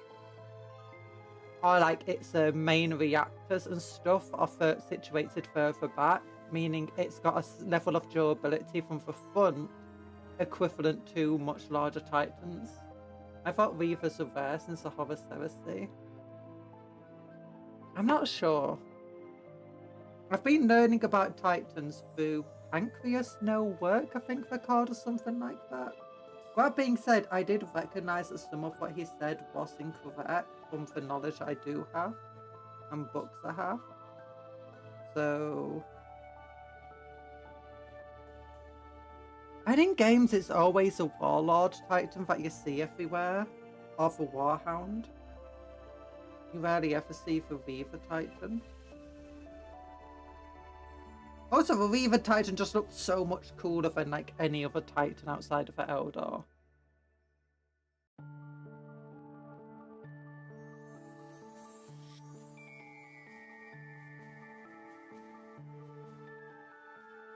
And then you have Paul is bad at things, who has an obsession with centurions. I well, kind of want centurions, but I've gotten to a point where I don't need them anymore. Because I had 2 army lists that use centurions. One of them was a siege force, which I was showing you that yesterday. I changed up based on models I've recently been buying and the new codex dropping, and I ultimately removed all the centurions from it to make a different style of army. Meanwhile, the defense force, which used a centurion devastators, has been replaced. I don't need those centurion models for them because they're being replaced by these big old Saturnines.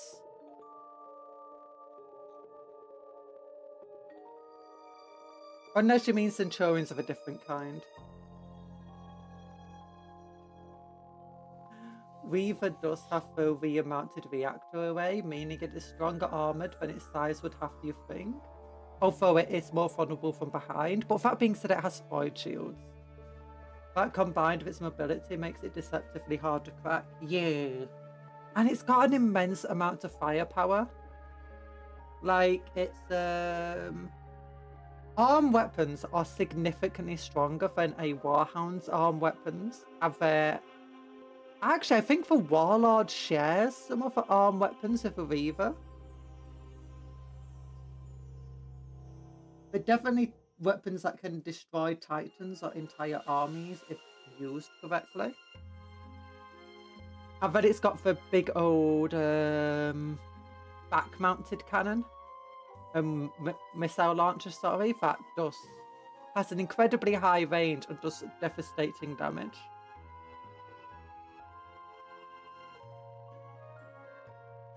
But basically, it's got a turbo laser capable of destroying a ship on it, a volcano cannon that's a bit closer range and could blow up a Warlord Titan, and then it's got a missile array on its back that can be used to just devastate an enemy position on the other side of the planet. It's like, it's an ultimate weapon platform. Like, you could be against the Tau and they're like, hey, they've deployed a Reaver Titan. And it's like, where have they deployed it? On the other side of a planet, sir. It's like, well, what's that got to do? And then suddenly it just fires off about 60 different missiles and they just obliterate the Tau position. It's like they tried to put a Manta or a ship, you know, in orbit to try and shoot it down, and it just fires its turbo laser up at them and blows the ship up from the ground. I mean, that's literally what a Reaver Titan can do. It's insane.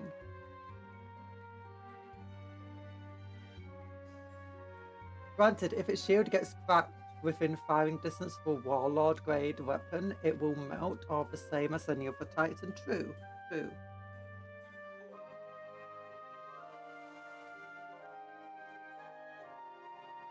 But yeah, Reaver Titans has to be my favourite Imperial Titan. It looks cool. It's very good at its role. It can kill a Warlord Titan.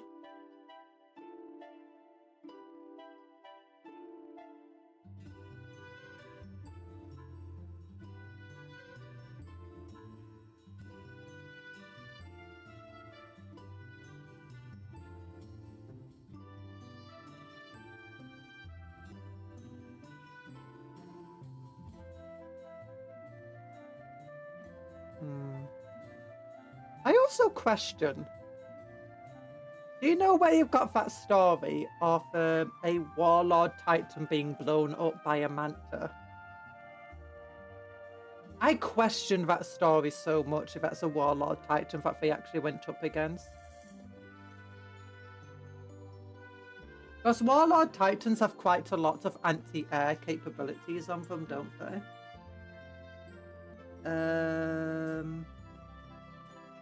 They have a weaponry to blow up a Manta as well, and targeting systems. And they've got void shields. And then even if you look at the Manta's weaponry, even without the void shields, it would struggle felling a Warlord Titan in just a single volley like it does in the story. But if it was a Warhound Titan, the Warhound Titans have no anti-air capabilities. It is still very, very big, bigger than anything the Tau have. That's not a ship. And it's still got a devastating firepower, but it's not really got the capability of fighting a Manta. Unless you're equipped with a turbo laser, and even then, it would struggle, because the Manta's just so big and so tough. And has, you know, ship-grade force fields.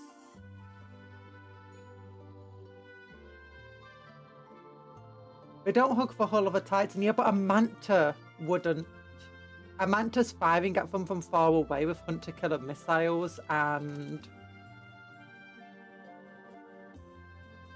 you know, that stuff.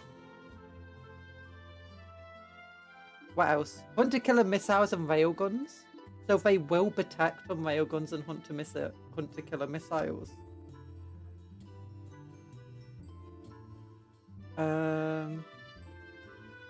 With hunter-killers. Yeah, a Manta has... I say the hunter-killers, they operate same as the hunter-killers you can just put onto any vehicle pretty much. I think they're a bit stronger than the average hunter-killer. But yeah, the Manta has like, what, a dozen or close to a dozen under the hull mounted missiles that it uses in ship combat. And it can use to, you know, attack vehicles and Titans and stuff. I mean, these are missiles it uses, you know, when protecting Tau capital ships. So they're not weak missiles by any means. Plasma cannons. I don't know if it has plasma cannons. Probably. It has ion cannons, I think. Plasma cannons? I don't think plasma cannons are very effective in Titan versus Titan combat. At least in 40k they're not. Maybe in the actual Titanicus game they are. But yeah, it just doesn't make any sense that it will be able to drop a Warlord Titan as quickly as it does in the story. Unless its void shields all malfunctioned and it was already somewhat damaged.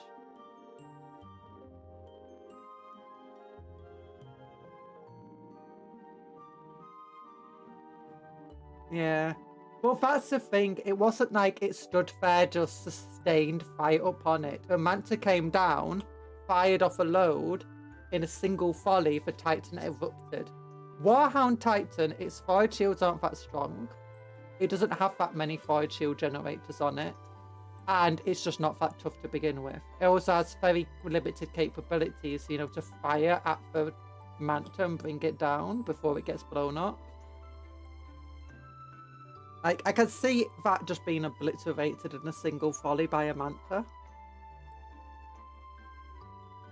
But a Warlord Titan, I can see, like, its void shields potentially being dropped and it taking damage.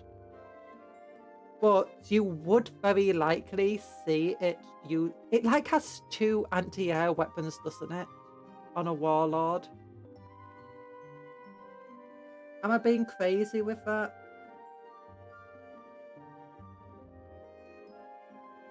Or is that a different Titan I'm thinking of? But either way, you would expect it to put some more firepower into the enemy.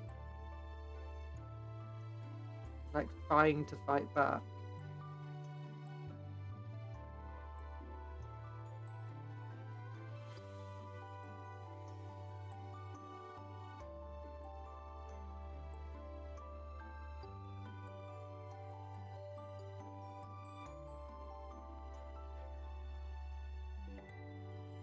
I mean, I could see a trio of tiger sharks maybe taking out a Warlord. Or maybe more than a trio.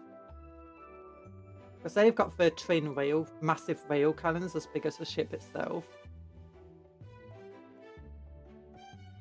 And their entire job is basically hunting super heavy vehicles. Got 4 Icarus archer cannonaways. Yeah. Now, if it wouldn't be great like taking out a Manta, mind you, but the Manta's got to take some damage trying to fly in to deal with a Titan.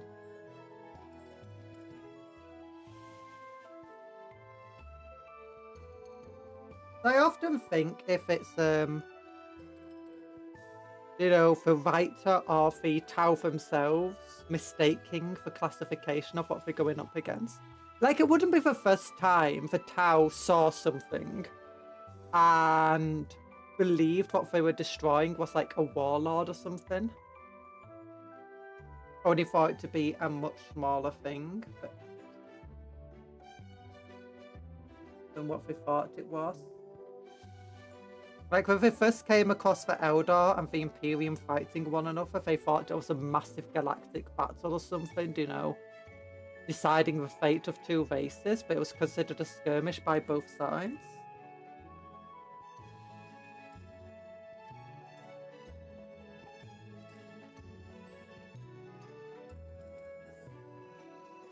Oh no, it doesn't. It has no anti-air of the tiny Titan model. Oh! Oh, maybe it is the Warbling I'm thinking of then. That has the anti-air on it. But still.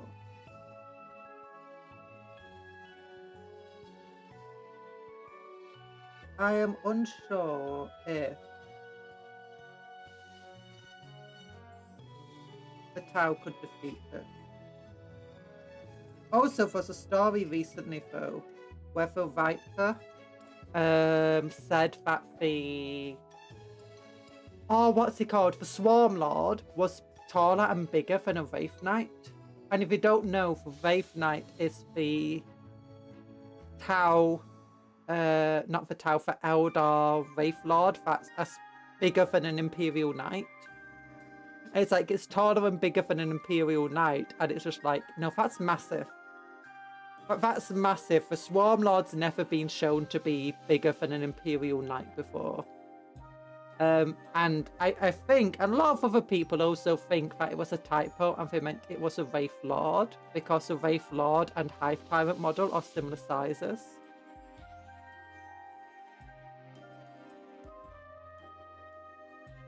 So it wouldn't be surprising if a writer accidentally said the wrong Titan. That being said, it's a Tau propaganda book. Maybe they're just like overselling stuff.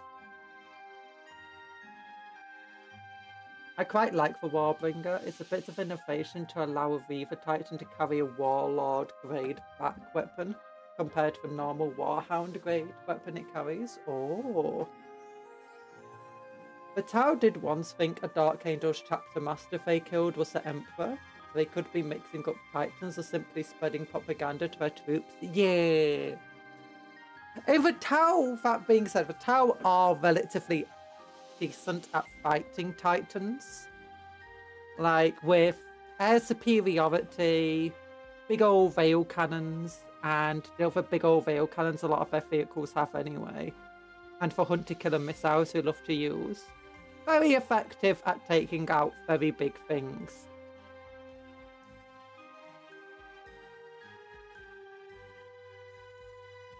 But also for other times in lore when we've seen them fight Titans, they've had a much bigger difficulty fighting the Titan.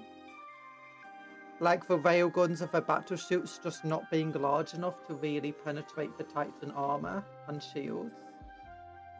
And them having to fly battlesuits in closer to get under the void shields, they could start destroying the Titan up close. I want them to bring out Titans as Tau.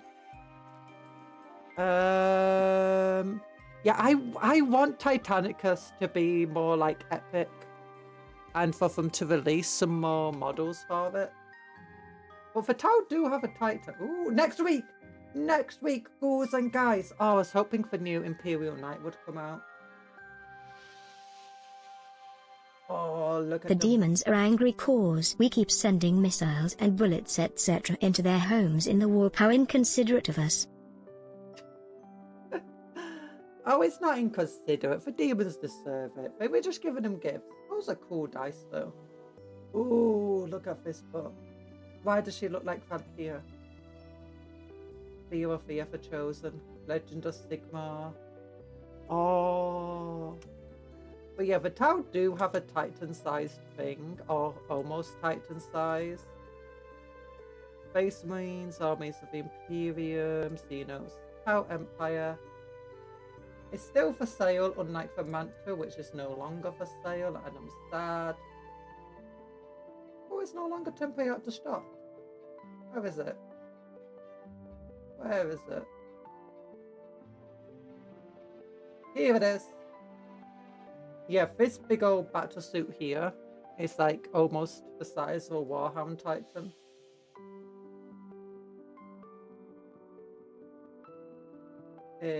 How big is that base? That is a... It doesn't tell me.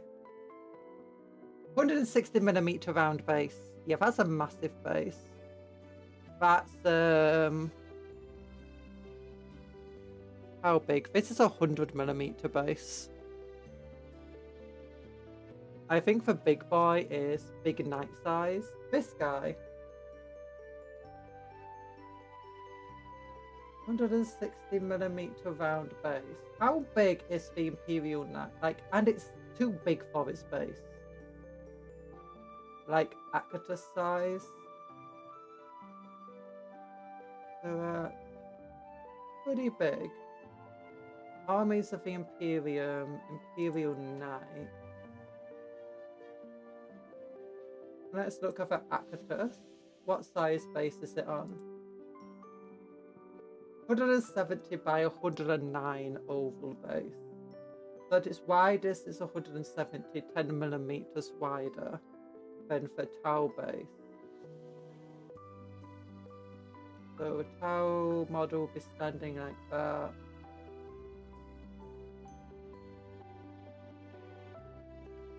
Yeah, it's around the same size, isn't it? Yeah. It's Sylvestus. Yeah, it's around the same size as the Sylvestus, actually. Although isn't the Sylvestus like as tall as a Warhound Titan? Which one's that Akatus?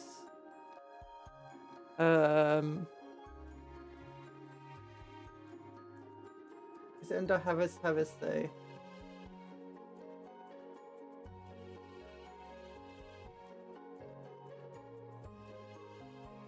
Here we go, Akatus.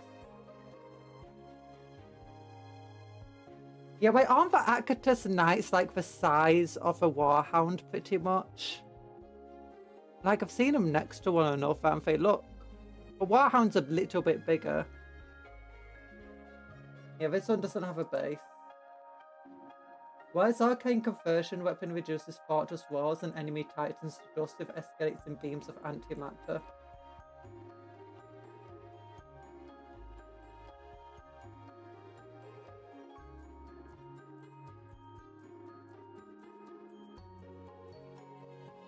Doesn't actually tell you how tall this model is. Approaching the size of a Warhound Titan. Yeah. Which, the Sylvestus is around the same height as this, but not as bulky. And this is almost the same height as a Warhound Titan. And the Tau Empire Titan is around the same height, but bulkier. And if you look at its arms, that's without its arms. If you look at its arms, it's here. With some massive arms. Yeah, it is a bit smaller than an Akatus, which is a bit smaller than a Warhound. It'd be nice if you could see a picture of it with its arms here.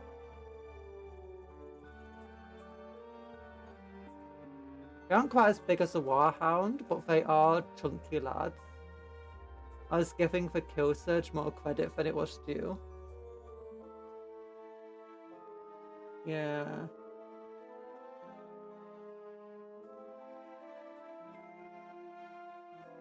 Yeah, the Tau Supremacy armor isn't quite as bad. Quite as big as a Warhound. That's the closest thing they have to a Titan right now, outside of a Manta. Although if they do go up against Titans, the things that we'll fight from is this Tau Tiger Shark thing here. Very, very good at Titan killing. Also, that Supremacy Armor Pulse Ordnance is hilarious. Ghost kills aren't quite as big as an Imperial Knight, but they're not too far off the size of them. And the Storm Surge is as big as an Imperial Knight, as far as I'm aware. That base is 170mm oval base. So that's the same as the Sylvestus base, which is... So it's shorter than a Sylvestus, it's chunkier though. Very much an Imperial Knight sized thing. Yeah, Ghost Kill are Omega size. My favourite one is probably the Riptide here, partly because it's just called Riptide, and I love the Riptide. It's great.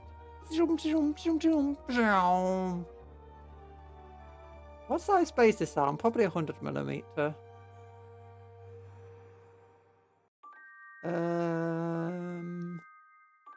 Did it say what size the base is for this? It doesn't. That's sad. Might be a bit. Oh, that might be an oval base. It's hard to tell.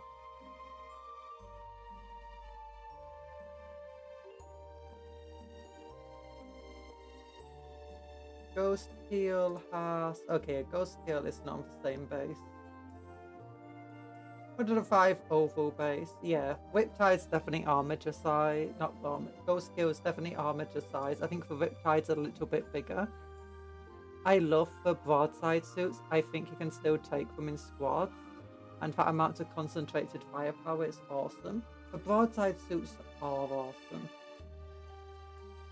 Where's the broadside ones? I do miss the old broadside suits, for old metal ones.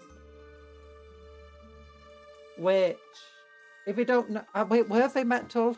They had two big old rail cannons on the back, and they were absolutely cool. I really wanted them, but I never had a Tau army. Yeah, they look like these guys with rail cannons on the back. I think it might have been metal. I really want them to bring back some of the larger Kroot stuff. The larger Kroot models would be really cool.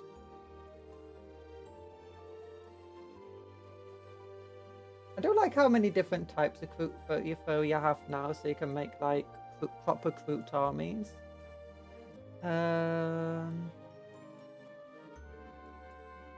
We've not updated any of these vehicles in ages, have they? Quick, go back to the broadside. I am heavy weapons guy, and this is my weapon. Where was he? Where was he? Oh, he was here. I'm sorry. I am heavy weapons guy.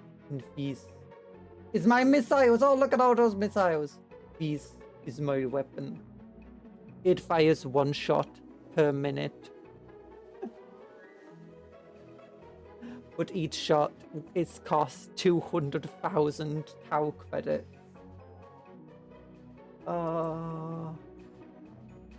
Look at the guy who's just covered in missiles though. He looks so silly. Wait, is that just a big missile on his back? Oh, it's so funny. Reminds me, play Titanfall 2. Never, I do have it. I do own it. Also, I got distracted. Stop distracting me! Anthony, telling me to check the website for the Tau Titans. Oh. Yeah.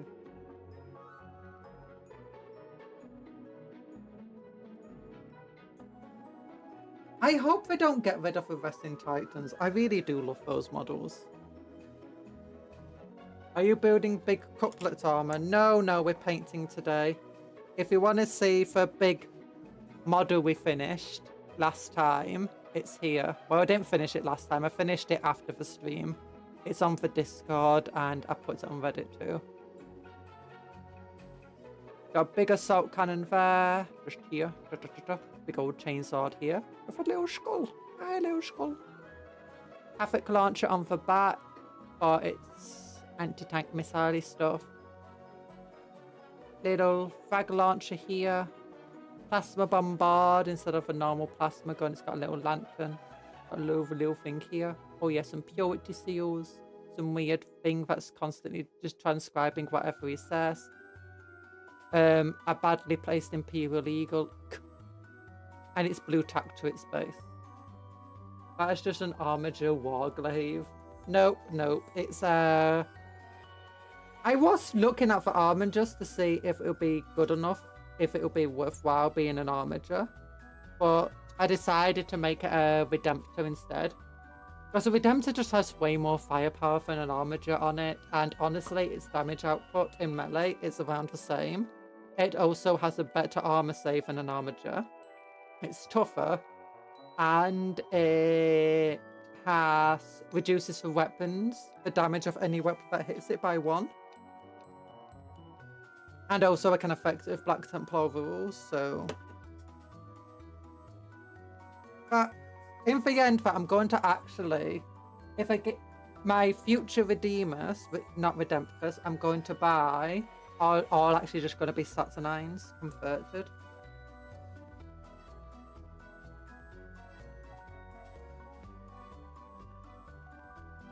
Because I think they look... I really liked how the model looked in the end and how it came out.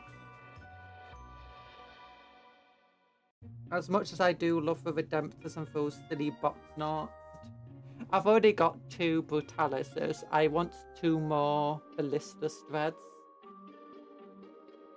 No Questori sized chainsword. Yeah.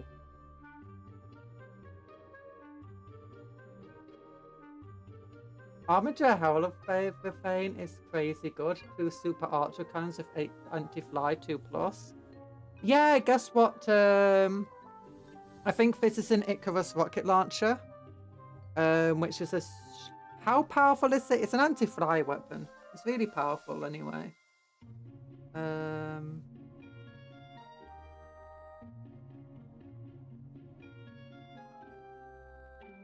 Can be used in an anti-tank capability. It's also got twin linked Fragstorm rocket launchers, a Gatling cannon, and a plasma weapon. They are absolutely insane, if I'm entirely honest with you. Hello, Dr. Smiley. Anti-fly +2 tears through Greater Demons and Demon Primarch. 2+. Kinda. But the issue is for AP, Greater Demons and Demon Primarchs have like 2+ armor, and they have 4+ invulnerable saves, and half of them have Feel No Pain.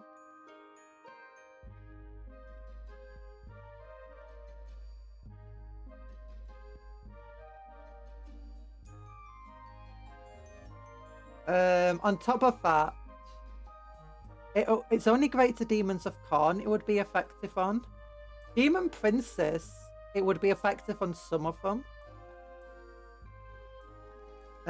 But if they don't take the wings, then it's not going to be effective at all.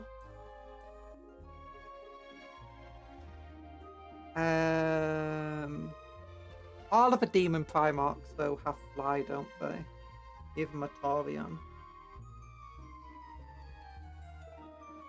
Only the Bloodfester.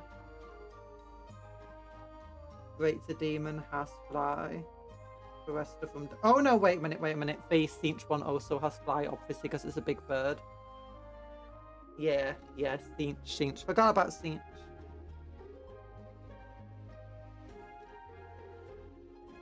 Yeah, being a flying unit at the moment is not good, especially if you're playing against Space Marines, because like half of the Space Marine vehicles have an anti-fly weapon on them. The Ballistas and Redemptor Dreadnought both have an anti-fly weapon on. The Ballista, not Ballistas, Brutalis, sorry. The Brutalis has the twin autocannon anti-fly. The Redemptor has the Icarus missile launcher.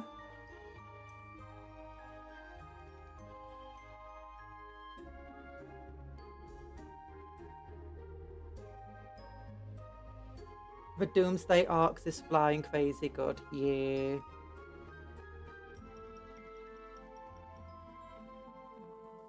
The big issue at the moment is aircraft in the game aren't very good. They've never been that great ever since they were introduced.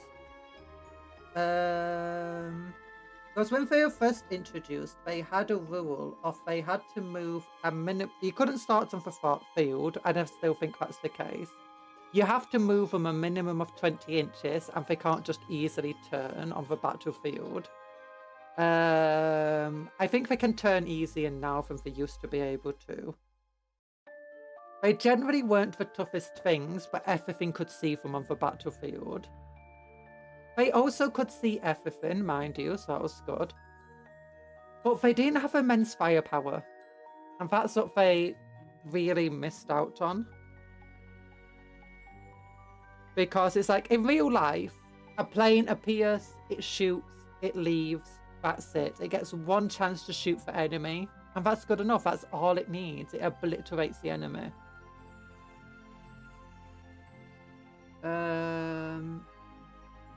And maybe it circles round and comes in for another attack.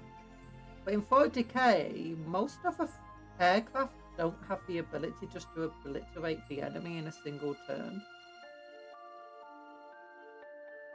The Dark Eldar one, I think, was the best one when they first introduced them, because it could be equipped with this. Oh, it had these cool void bombs on it, but it also had this ridiculous version of a Dark Lance that could kill Titans and stuff. It was ridiculously overpowered. Like, hey, do you know that monolith there? Yeah, it's gone. You know that Land Raider? It's gone. Baneblade? It's gone. Is that a Warhound Titan you just bought? Well, take it off the table. Aircraft can't ignore all terrain rules. Yeah, aircraft ignore, not can't. Aircraft do ignore. Yeah, but that just means that they can be shot by everything on the battlefield, and they just... Oh, one of the advantages of aircraft, I don't think they still have this rule, but it was anything trying to fire at them was required a 6+ to hit. Unless it had the anti-aircraft rule. And it had the anti-aircraft rule, then it could hit on whatever it said it could hit on. I don't think you have that rule anymore.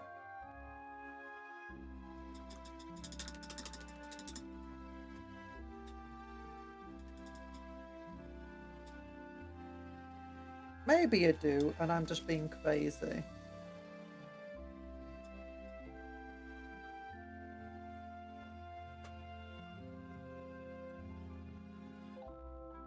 But even back then, they weren't amazing.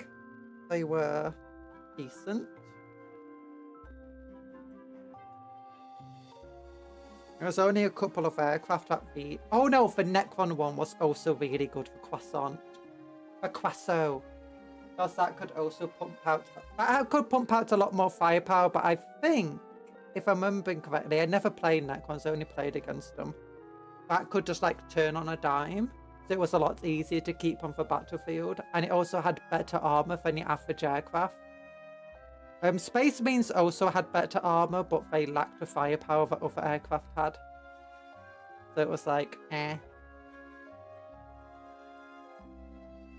You used to have them innate -1. Yeah, before that, I think it was an innate. You could only hit them on a 6+ when they brought them in. Like every single faction literally got its own flyer. You had the Stormwave and you had the Croissant. You had the Tau one and the Eldar and the Dark Eldar one. And you had the Arc one. Arc one was really funny. I don't think it was very good. Ultimate Flyers, Harridan, and Maintain Titan Flyers. Yeah, Mantan. Mantan.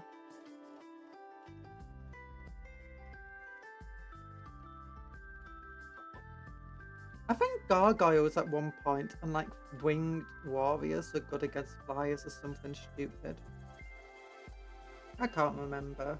I only had one flying, that was the Dark Eldar one.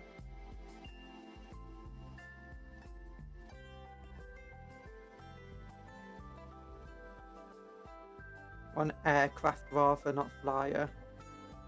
Back then, all aircraft were flyers and all flyers were air. Actually, no. They brought in a rule specifically for stuff like gargoyles and, you know, winged models, where they were considered flyers but not aircraft. And they could more easily fight against enemy aircraft. Jump packs didn't count as flyers, but jetpacks did. Swooping hawks were included. I can't remember if they specifically had a flyer rule or something like that, but I remember them being better at anti-flyer capabilities. I still like the Tyranid anti-fly unit for Hive Cone of its EMP Manta missiles. What? That sounds cool.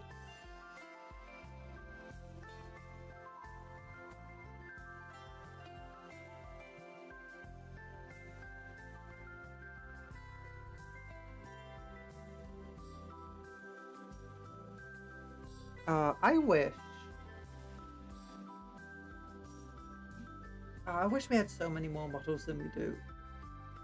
I want the Kroot to get their big old dinos back.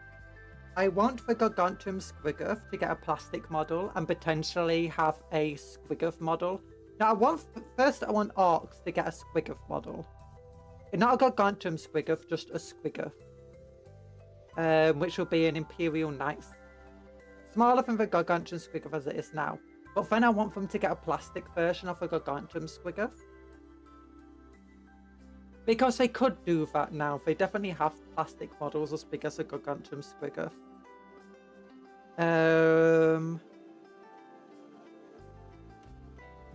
I want them to release a Mammoth model in plastic. I want them to bring back all the Chaos Dwarves in Resin and finish off the designs of some of the Chaos Dwarf units they had. And bring them back to the old world. They did specifically call for new guys. They didn't use the term Chaos Dwarf for them, which does imply maybe we could get the Chaos Dwarfs one day in Old World. DW delivers a non-queen, the 5 and Bio Titans, Doom of Malantai, and the blue one. Doom of Malantai does exist. It's all of the Neurophobes are Doom of Malantais. For Hive Tyrant, not for Hive Tyrant, for Neuro Tyrant is possibly the closest you're going to get to a Doom of Malantai. Leviathan Bio Titans, I don't know if I'll ever release them. We're scaling back on a lot of the Resin models, but I do want them to bring about more Titanic models. Or, you know, different factions. Like, I want an official Gargant to be released. I want Tyranids to get a new Titan. I've lately been trying to punch through my pile of shame. Ooh, going good so far. I've done around 12 models this week. Ooh, nice. I'm trying to punch through my pile of... I've got 2 piles of shame. One of them is my pile of shame, which is all the models that need to be built. The other is my pile of grey, which is models that need to be painted, but I don't feel too bad about not painting them. I don't mind having grey models, if I'm entirely honest with you. I've just got to paint some of my models, and some of them aren't going to be painted, at least for a long while. I kind of feel like I need to start collaborating with people. So, get some help getting my models painted.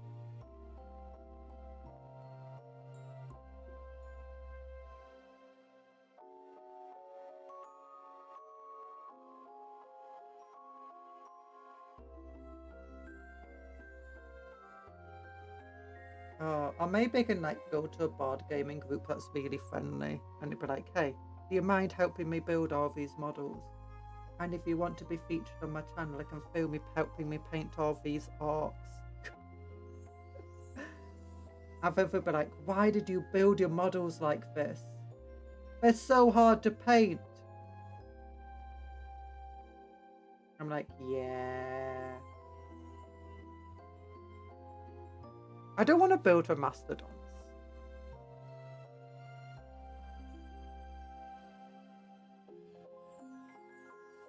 Yeah, a Neolix that's had its void infused wheaties would be so funny. Dimacon is so cool. Yeah, the Dimacon is cool. I would like it to get a plastic version, but it feels like the non-emissary and non-assimilator fulfill the role that the Dimericon was meant to have. Stonecrusher. They took it out back and executed it along with a Malanthrope and Stonecrusher. Yeah, I feel like the Stonecrusher they could release again as a plastic model.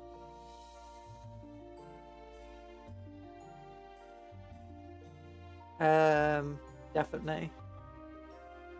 Neolictopax had its void infused wheaties would be so funny. Yeah. The 10th edition this was getting our old models executed to then be replaced. Not all of them have been executed yet. Not been replaced yet. The resin ones haven't been replaced. I'm hoping they bring back the Manta. The Manta is by far one of the best models GW has ever made. Like, I know people have bought the Manta with no intention of ever using it. It's just a diorama. It's a display piece. But for some people who have it, like, you know, as an ornament in the house, it's like, yeah, there is a Manta that you can take apart. Been used in a lot of dioramas. Like, yeah, you need a mortgage to take it out, but it's just such a beautiful model. It's such a cool, massive model. Hi, Douglas. How you doing? Big old wave here. What models got replaced? Yeah, I mean, the non-emissary, obviously, replaced the Dimericon. The Screamer Killer arguably replaced the Stonecrusher. Neuro Tyrant. No, actually, the Neurofolk replaced the Doom of Malantai. I want them to bring back the Red Terror. And it would be so cool if they brought back the... No, here's the things I want for Tyranids. First. The Harridan, not the Harridan. What's the guy who's similar in shape and size to the Harridan, but he's on foot and he's just got 4 scything talons? I want that guy back. Bring him back. Red Town needs to come back, ribbed and scythed for her enjoyment. What? No. I feel like it's about time that... Oh, what's his name? Hive Tyrant. Named Hive Tyrant. Everyone loves to kill him. Begins with an S. I keep wanting to say Storm, but it's not a Storm. Swarmlord. Yeah, Swarm. And Hydra. I kind of want for Hydra back. Well, it's just because it was one of the models I really wanted to get when I was young. Like, I wanted for Hierophant, but also for Hydra. Was just like, oh, look at it. Neuro Tyrant replaced with Neurofolk and Malanthrope Winged Prime replaced normal Prime. Yeah. No, the Neurophobe is still around. Neurophobe is still around, don't worry about it. That's if you buy a pack of Zoanthropes, one of them can be built as a Neurophobe.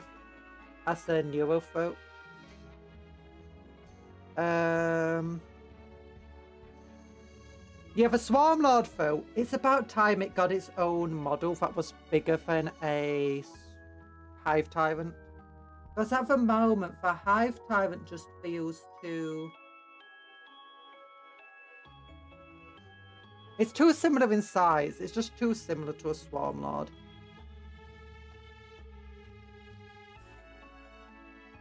Make the Swarmlord a big old fella who looks different and has very different stats to a normal Hive Tyrant.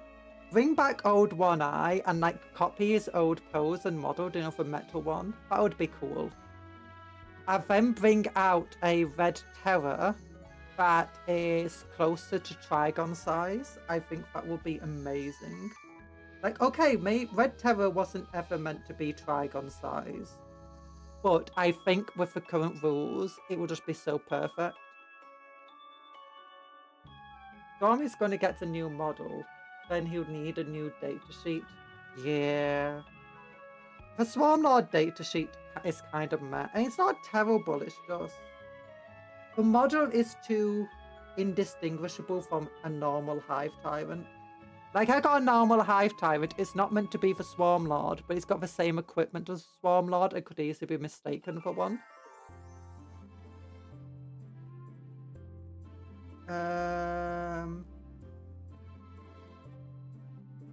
But yeah, the Swarmlord just absolutely sucks. Actually, it doesn't suck.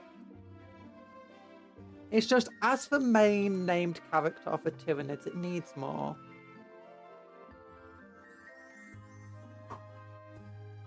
At the moment, what I would like them to do, actually, and maybe not a lot of people would agree with this.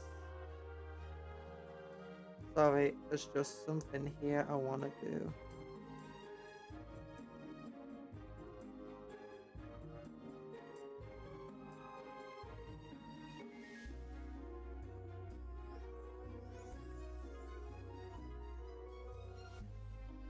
A whole load of dried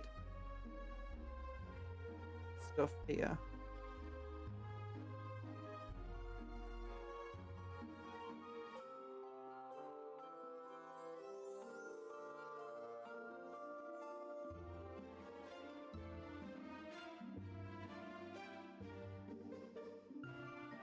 Oh, so lots of it that's not dried.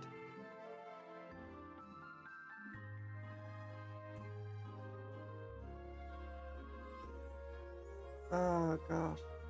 Yeah, okay, so do you know where they brought back the Parasite to Mortrex, but it's just a normal model now? Yeah, I think that they need to do that. Maybe not need to, but it would be great if they replace the current, you know, idea of a Trigon, the Commander Trigon, with a Doom with a Red Terror. Like, if you want a Trigon as a HQ slot, just get yourself a Red Terror. That would be cool, I think. And maybe you can release a new Trigon and Morlock model that can be built as Red Terror, Trigon, or Morlock. Or maybe it's just separate completely. If anything, I'd say Deathleap is more main named character of the Nids. Maybe. Give Swarmlord a cape like Deathleaper. We need more bugs with awesome fashion. The Trigon Prime again. I mean, I guess so to some extent. But I feel like if they wanted to add the Red Terror, that would be a good way to do it. Maybe not though. Maybe they can just... Like, other factions have multiple named characters, right? The Tau have 2 of them. The Necrons have a whole load of named characters. The Tyranids currently have... How many... Is it just one named character model for Deathleaper? You don't have Old One Eye as a separate model. You make him using the Carnifex kit. Swarmlord you make using the Hive Tyrant kit. Parasite to Mortrex isn't a named character anymore. Red Terror doesn't exist anymore. Doom and Malantai is just a Neurophobe now. Trigon Primes used to be a HQ choice in 8th and 9th, so you could field it very underground army.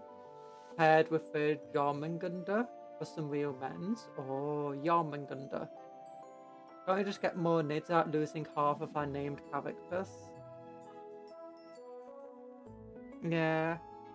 Yeah, so they could easily add in, like, here's a kit for your Swarm Lord, here's a kit for Old One Eye, here's a kit for Red Terror. That's all they need to do. That'll be perfect. I think Tyranids are a popular enough faction where that is profitable. They're not going to lose out doing that.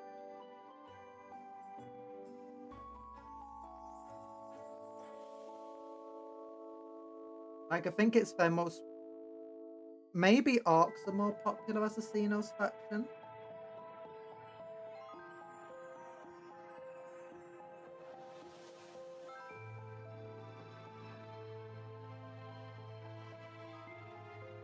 We could easily bring back the Malefactor. Tyranids do already have a very large range for a Xenos faction. Actually, do they now? Compared to the Leagues of Photon, they've got a lot. But the Tau recently got all those new Kroot models. The Eldar have, you know, all of their prime dudes. Oops, sorry, Matt. Keep catching stuff. Aspect Warriors, that's it. The Necrons have a decent sized range. Orcs lost a lot of models. Or more accurately, they lost a lot of data sheets and units. They lost all their looted units. They lost a lot of named characters.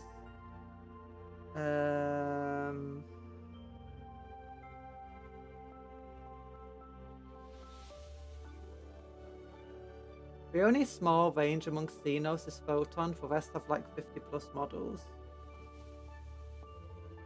Yeah, you know what? Website time!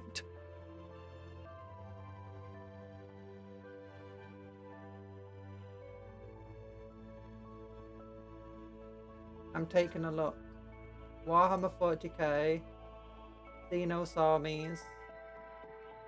Okay, Tyranids. How many 36 out of 52, that's how many sets they have. But that does include these 3 things here, and that one, and that one. So that 5 sets to get rid of. They have 47 models currently. The Tau Empire have 44, but 1, 2, 3 of them are just the arms of this guy. And 2 of them are just a bit of terrain.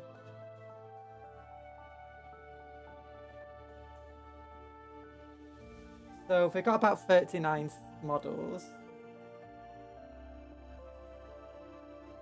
Orcs have...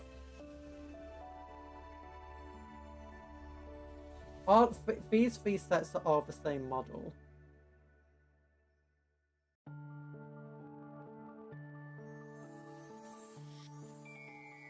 And those 3 sets are the same model. Those 3 there. Those 3 are all the same model. Those 2 are both... No, 4 are the same model. Those 2 are the same model. 58, but there's a lot of models that are just the same here. Around 50, yeah. They've probably got the biggest range out of everybody, though. Of the Xenos so far. Hi, unofficial hidden gem. The Necrons have 44 sets.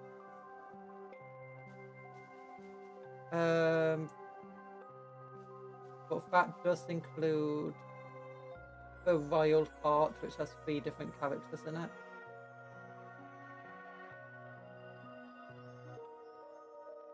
That's a decent set still. Also, these 2 being the same model, though.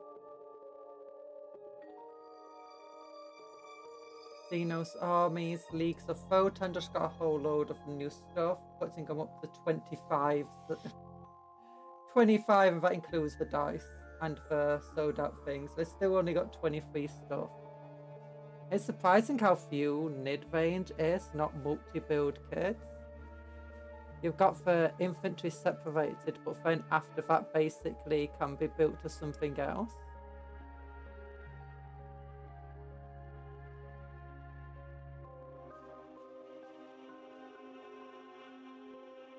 I think I feel the Nids range is not... Yeah. And it makes sense for Nids. Especially with the original way that the Nids worked.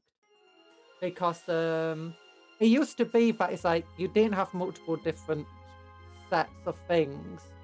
Instead you had like one data sheet that had loads and loads of different options on it. Okay, they only have 25 as well for the Gene Stealer pool.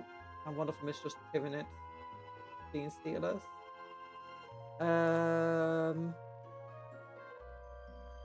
Drukhari have only 23. Oh my gosh, the Drukhari currently have the smallest range. The Dark Eldar have the smallest range of any of the Xenos factions, joint with a Photon. Oh no.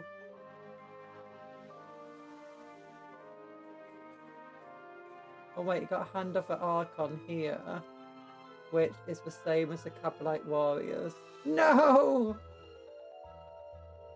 And these two are the same model.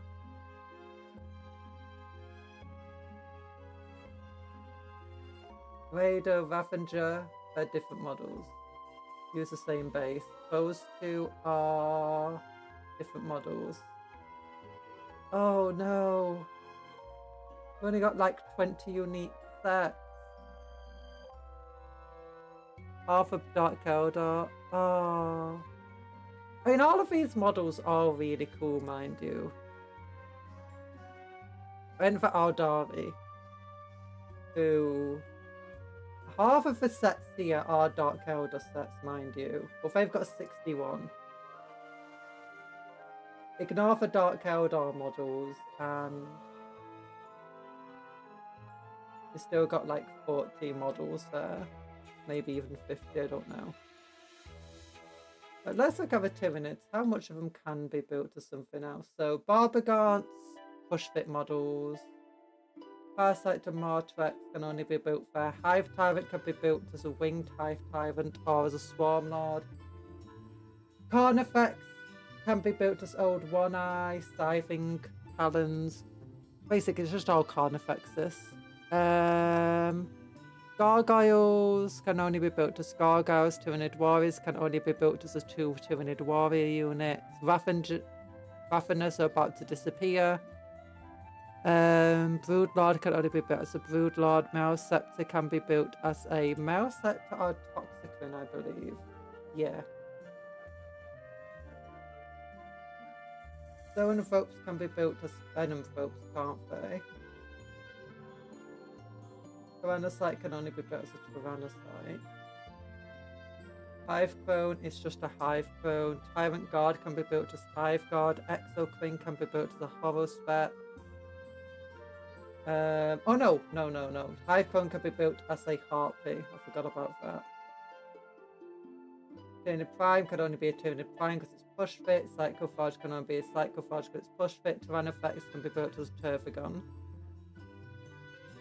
Von Ryan Leapers are push fit, so it can only be built as Von Ryan Leapers. Tyrannocyte is also... Oh yeah, Spore Size, I forgot about that. Neurogants are push fit, so it can only be built as Neurogant. Hormagaunts can only be built as Hormagaunt. Neurolictor can only be built as Neurolictor. Termagants have lots of weapon options, but still just Termagant.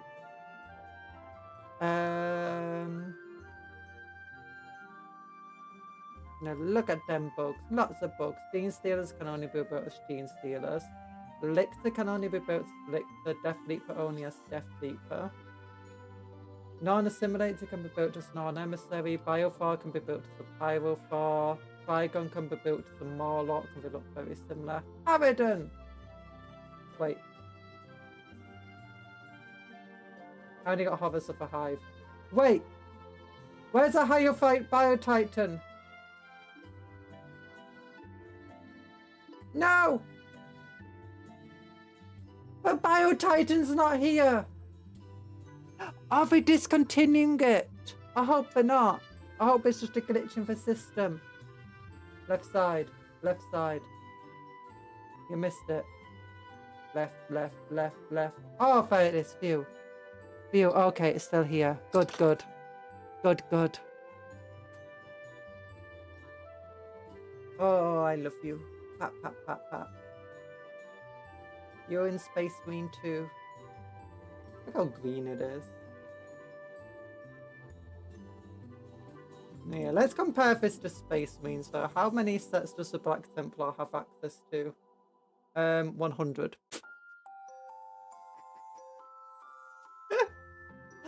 How many sets do the Chaos Space Marines have access to? 51. That's dual kits, yeah. I think it's okay if the world hasn't gone to hell for beauty.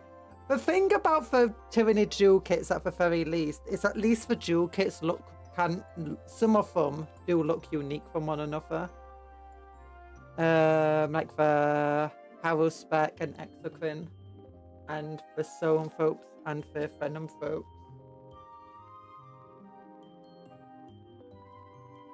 What about the Astra Militarum? 65 sets. Mechanicus, 30 sets.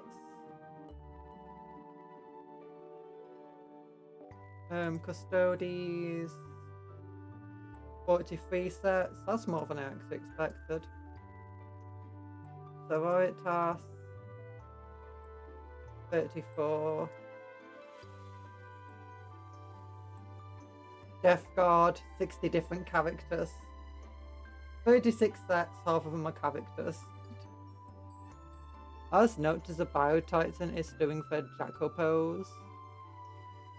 What's a Jacko pose? Half the Astra Militarum data sheets are Legends models. Are they? Not Legends. I'll tell you when I see a Legends model.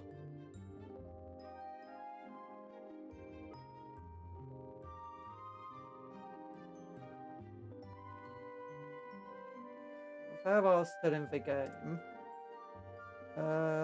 They're still in the game.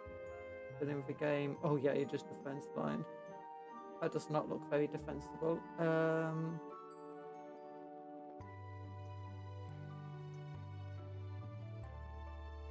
Okay, that might be Legends over here, this one. That plane is Legends. But it's not Legends. Actually, no, they're not Legends. Imperial Armory. So they can still be used. Malkadar Defender is Legends, mind you. Oh, and that. None of them are Legends. Sly Marbo's still in the game. All the Malkadars. Yeah, the Malkadars aren't here. Only the Defenders here. Oh wait, this thing, yeah, no, that's Imperial Armory as well. See, that's not Legends. It's not in the Codex, but it's not Legends, technically. If you want to find the Malkadar, you have to go to Horus Heresy. Forces of the Emperor. And then it's Solar Auxilia. And here's the Malkadars. And Lehman Russes that don't have sponsors. And I really do not like that model. Little Cyclops, you should have called it a Goliath to be really on the nose. Yeah, I wish that got a Legends rule. It's so cool. That's Legends. That's Legends. Yeah. For the most part, I found that through moving most things that count as Legends from the game, from the web store. Like, a lot of the Titan and Knight stuff that are Legends aren't on the 40k side anymore, but only on the Horus Heresy side.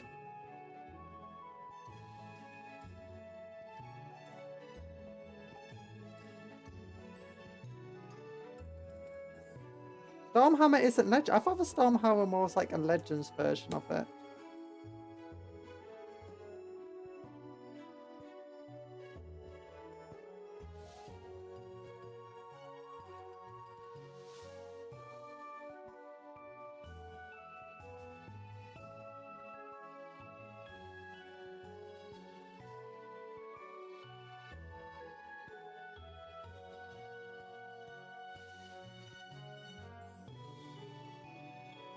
Yeah.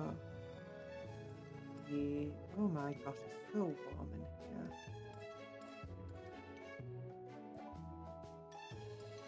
here. Is skeleton still... Is skeleton still waiting on the Volkite Lehman Russ? Is skeleton still waiting on a Volkite Lehman Russ? There's a Volkite Lehman Russ!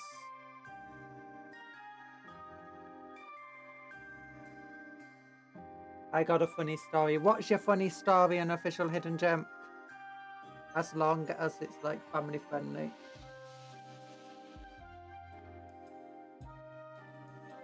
What do you mean is skeleton still waiting on it?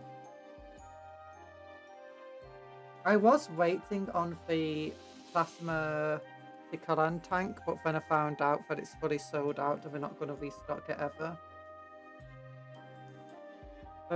I think it looks so cool, very steampunky. Oh.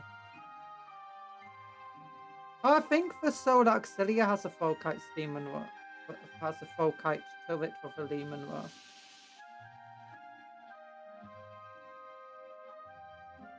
So once I was printing Battle Cat models, but I also play a lot of Warhammer, so I realised that if I use my Battle Cats as a Warhammer army, it sounds silly.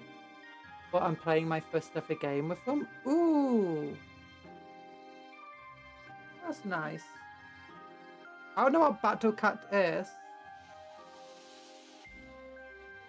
but I wish you luck. I'm assuming you can use them as Felonid Guardsmen.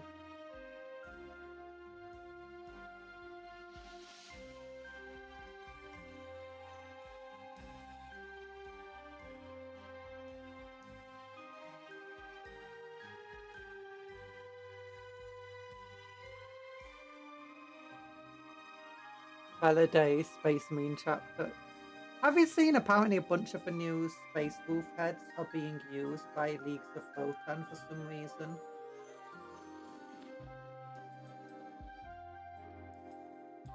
Like Leagues of Photon players.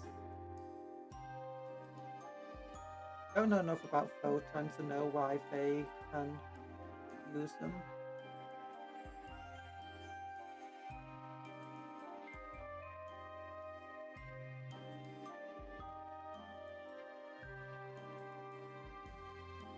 Validate Astramon.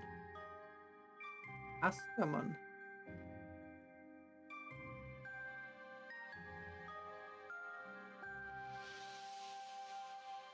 Yeah. The Imperium has cat girls for those who don't know.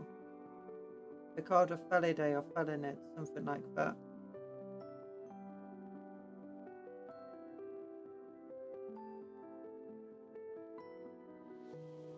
And by cat girls, I mean cat people. There's people with cat ears. Pretty cool.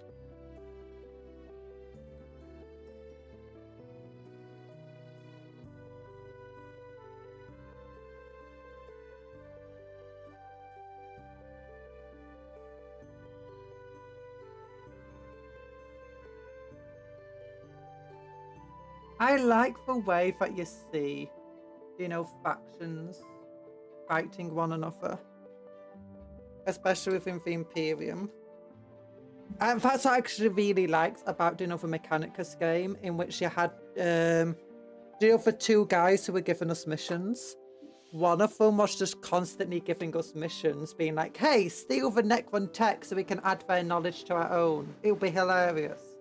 And then the other guy's like, no, destroy all the Faustino stuff. And like quoting scripture. And the other guy quoted even bits of scripture back to him. But I love that idea in Warhammer though. Of, you know, a faction.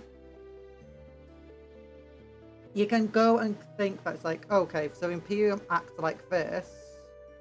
And this is the teachings. But then it can be used in different ways. It's like my favourite one is, you know, a powerful mutant. And it's like, why are Ogons to blame? It's because they're not mutants, they're abhumans. Why are they not treated badly? It's like, okay, do What about the Black Templar? Why did they kill all these people then in this, like, various times they've come across mutants? It's like, because the Black Templar of extremists, they take everything to extreme and consider humans mutants. But it's like, okay, how come not every single Black Templar does that all the time then? And it's like, well, because not every single Black Templar believes that all mutants are evil. They only believe the mutants that they should be going after are things like mutated by tyrannids or mutated by chaos. But some of them are like that, some of them aren't. It's like, yeah! It's not done. I have to find new 3D models, print and paint same model 5 to 10 times, plus recolors. It's confusing how it works. I have to explain everything every time I play against someone. Oh no.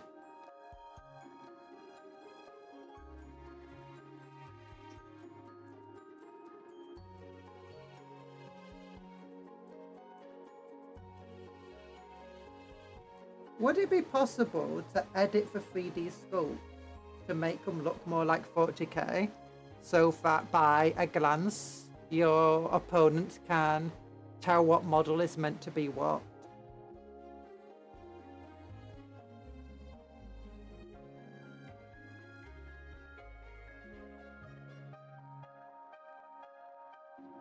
That's the greatest thing about proxying.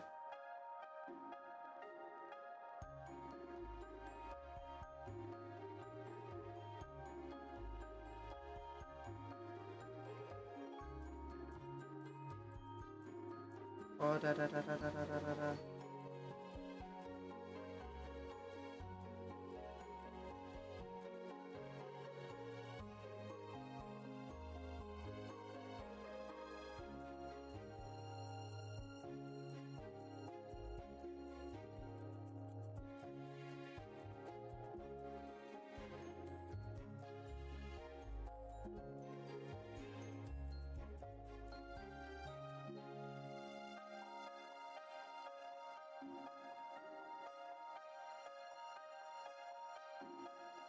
I really like proxy models, gives an extra flair and uniqueness to your army. For my guard, all but the tanks are going to be proxy models, I think. Ooh. Make sure that your normal guardsmen aren't too heavily armoured though, so that they don't come across as Tempestus or Casvikin or whatever.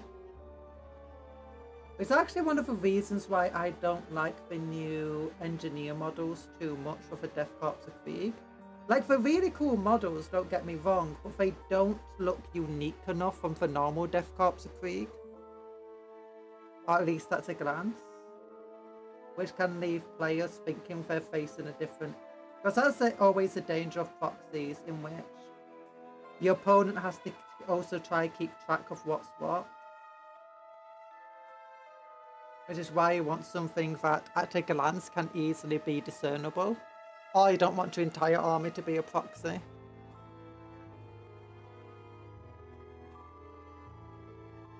And take a picture of your guard army. Oh. Yeah, I'd like to see the guards. I generally try to make all of my models look as unique as I can while falling into WYSIWYG. Which is why I mixed up the normal scout kit with these guys and gave them all metal helmets.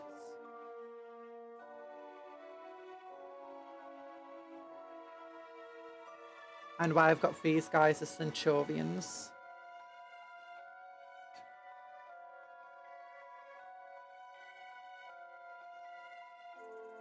BRB, BRB, yeah.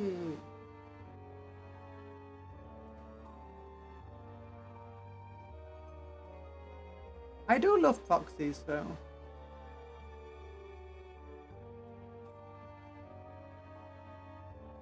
Although maybe I overthink it because I was always that person who had too many proxies and people found it annoying.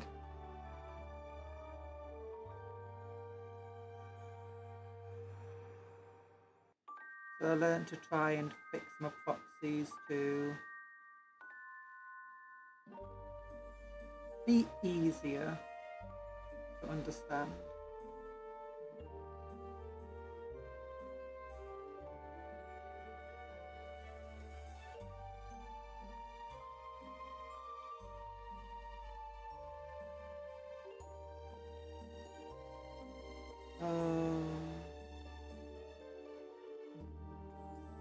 That being said, half my guardsman army is all proxy stuff. I say proxy stuff. Half proxy. All my cavalry is converted. But it's still cavalry. It is hard to tell what type of unit it's meant to be.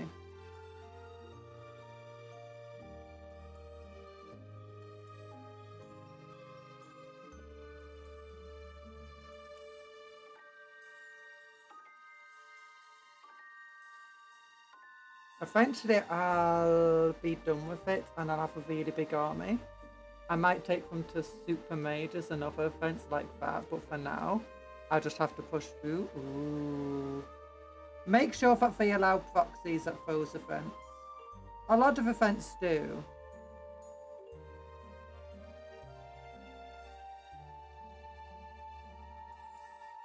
But some events don't. It's mostly official events that don't.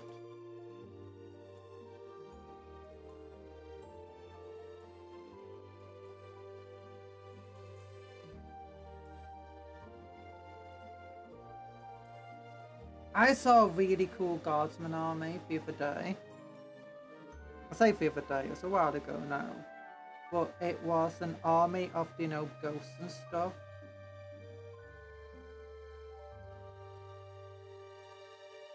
They were all 3D printed.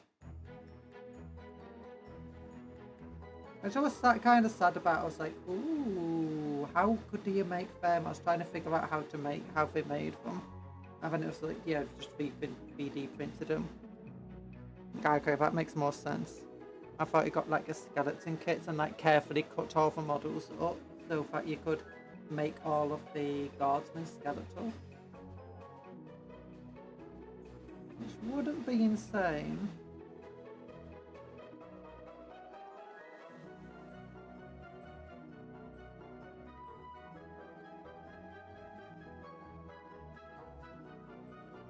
And when I say I was disappointed to find that for all 3D printed, it's mostly because I can't 3D print. I was like, oh, I want to do that too. I was like, oh, I can't 3D print. So I can't just copy it. If I want to, it's going to be a lot more expensive than just buying guardsmen, because buying 3D printed models or hiring someone to 3D print for you can get very expensive very quickly. Especially when it comes to just massed infantry. Time to eat a cupcake. No, Native Engine! I knew it was you before I even looked up to look up chat.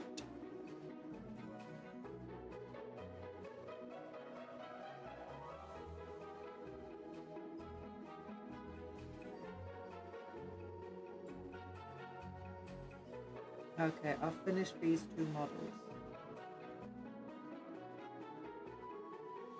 Don't eat for cupcakes. Cupcakes are friends, not food.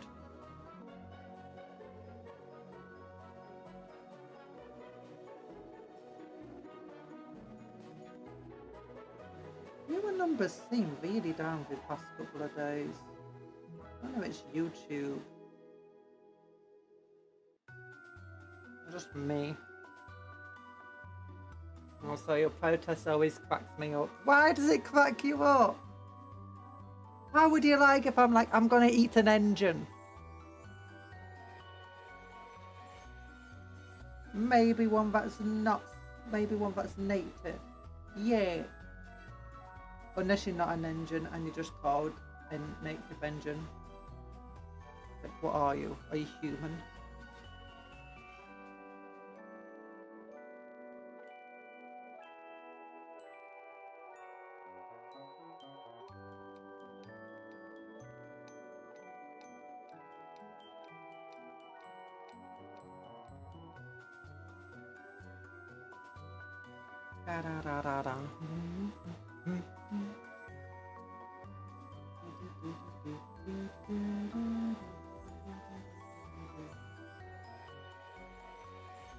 Oh, this guy is one of the guys with just one sleeve. I forgot about that. It's a play on for the slur, but oh, I never knew that. I didn't even knew there was a slur. Oh, wait, I get it. I just realised.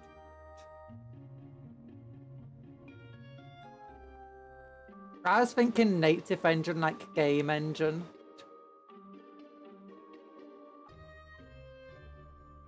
I used acrylic pens, so it does take me longer than average painter. The average painter, but most of the battle caps are monochrome, so I can just print them in white and just paint some grey and black, so it's simple. Nice.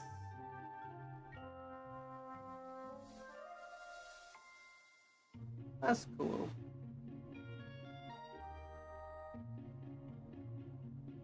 Although painting with an acrylic pen sounds crazy to me.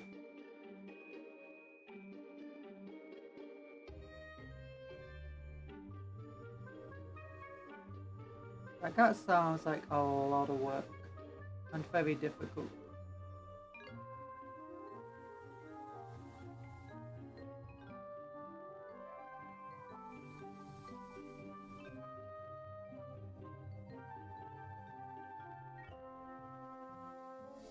I'm gonna cook up some people then. And they won't enjoy it because I'm cooking them into a souffle. And I'm gonna make a loud noise, it pops. Yeah. Take that.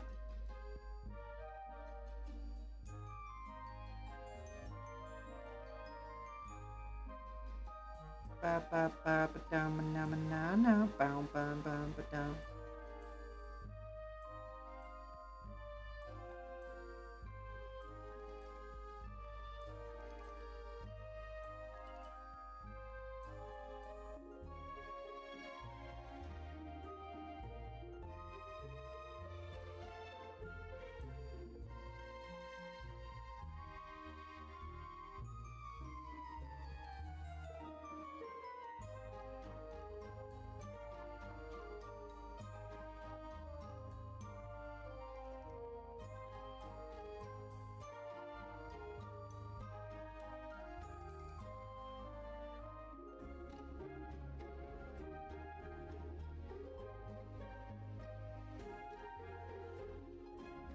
Ba ba ba ba ba ba ba ba ba ba ba ba. Blah blah blah blah blah blah blah blah blah blah. We're painting. We're painting for the most painted models ever. Yeah. Didn't have to paint a little symbol on that guy either. Only one guy left. And my lips are really dry and weird.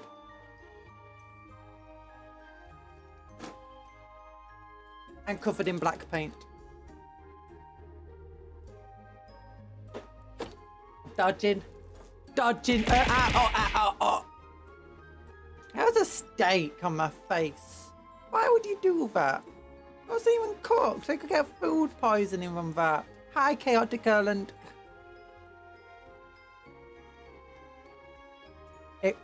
It was not a nice dodge, TA. It all hit.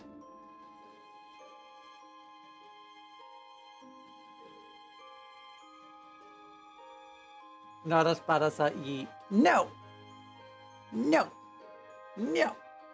Ow! Yeah, I just moved my head just then. I would have dodged.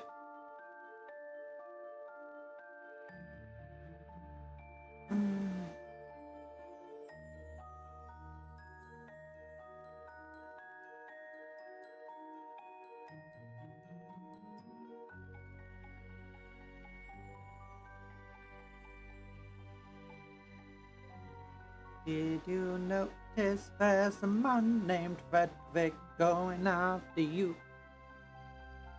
What if you became a magic girl who can morph into a space marine at will, with the full armory? I don't want to be a space marine. Space marines are all men, and men suck. No one wants to be a man. They're smelly and rude, and space marines smell even worse. And And.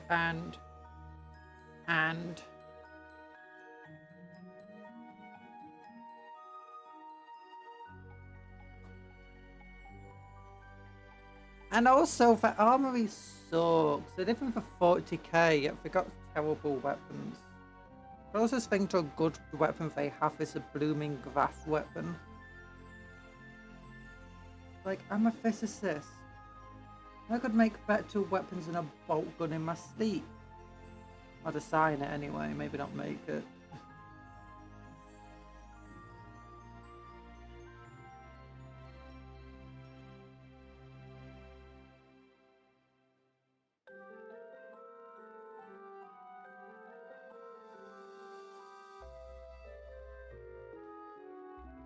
And they also pay your bills. Space means pay my bills. How does space means pay my bills?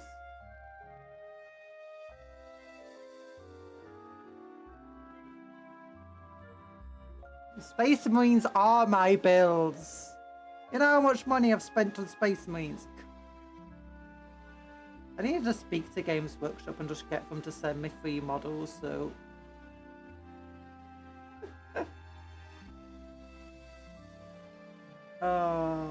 like I have...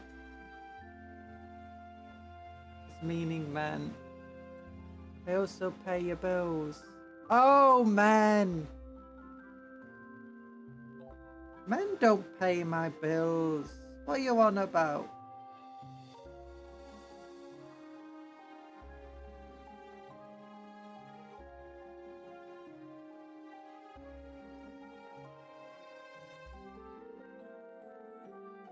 I pay my own bills.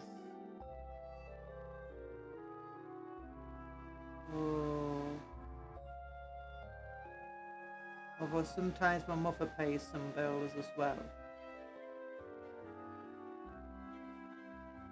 There we go. My mother often pays for my groceries, so that's fine. There we go. Yeah, men do nothing.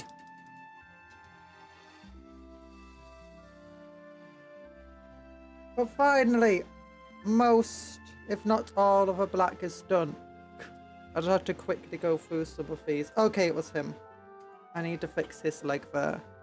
Or for any others where there's that little bit of a leg was missed. Nope. Nope. I knew there was one. But we had already painted. I had missed the leg on him. Oh, what's all that? Better go something with that, I don't know. Definitely not. No. You too.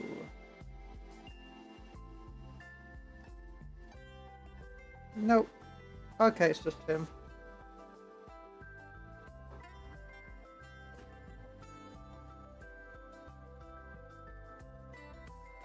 I posted the army plus description of what's in the army and where the proxies come from. Ooh, that's really nice.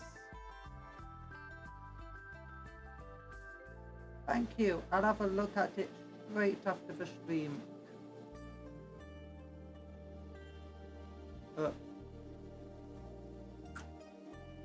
Oh, there we go.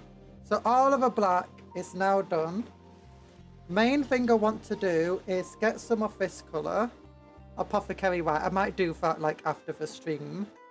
I've got to make thumbnails, mind you, and other stuff. But it's not. I'm not as busy. I don't need to like get a bath.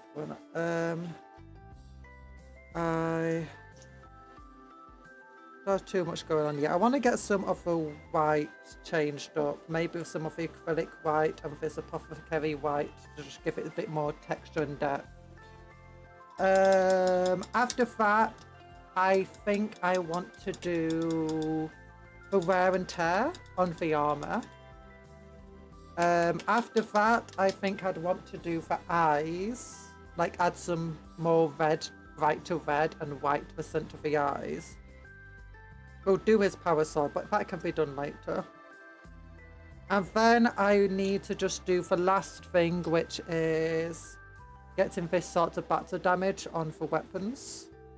and some scratches on these chainswords. But that should all be very quick. Then for last parts, after we do his power weapon, we'll just be getting the basis done. Well, no, yeah, get the basis done. So paint all the basis brown. Doomball brown, is it? I can't remember, it's one of the brown colours. Get the special tactical rock stuff he's got going on painted up. Why do they have battle damage, obviously? No, because they're being in battle! Why wouldn't they have battle damage? I might try doing a power weapon effect on the fist, but I don't want to risk it with how badly it went last time I tried on a power fist.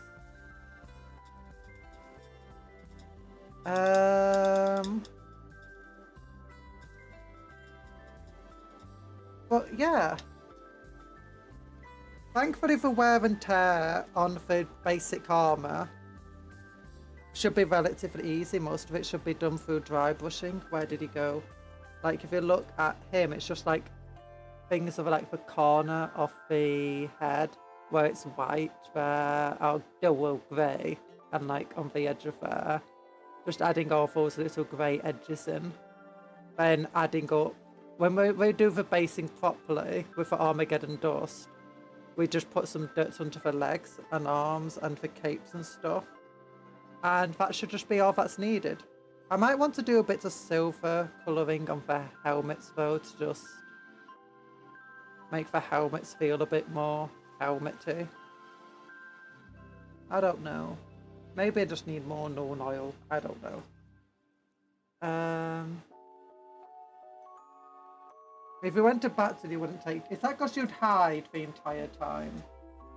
But even while hiding, you'll probably get dirty and stuff and get a few scratches on your paint.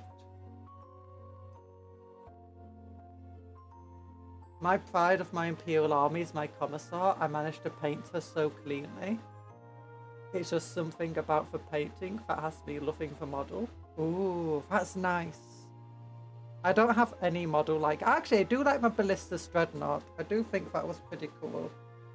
The paint job I did in the end for that guy. I am happy with this one. I do like how it turned out overall. Our bits I could have definitely done better. But it's not bad. Okay. I'm trying to find the little cap from a brush and I've lost it. Why is it clear plastic? Clear plastic's hard to see. Oh, here it is.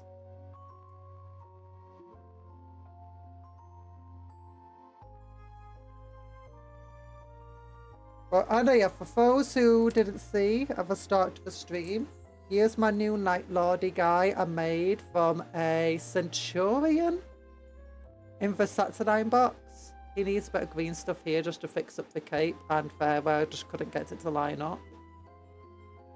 And he's only blue tacked onto the base, so I can replace him onto a proper oval base, because he's meant to be a warp smith for my Night Lords. And he is a finished version of the big old dreadnought that we made last time, which I'm very happy with. It looks very cool. I'm going to try making more of these guys, like for my next Redemptor, because I've got at least 2 Redemptors with plasma cannons in my army lists. Yeah. Let's look at the website though. Again, next week we just got ghouls and geists. Geists! Like Minecraft. That's a cool limited edition. The normal book's also okay. I like that. Oh, look at the High Falconer Filigree. So cool. Actually, he's not that cool. I don't really like him. But I do like all the Batty boys. They're kind of cool. Kind of cool. Don't really like the Scarlet Jury, to be honest. Spooky, scary skeletonies. Gosh. I wish I got into this when I was young. Oh. Oh, look. Cool red dice. And then Ghosty Ghost. That's the Alchemist guy. And there's, look, he's a stubby man. He's a little stubby stubber. And look at all these ghostly ghosts. You know, you could just paint this army white, right? And then like spray undercoat from white, get some blue and green contrast and shades and just throw it over them, and then you're done.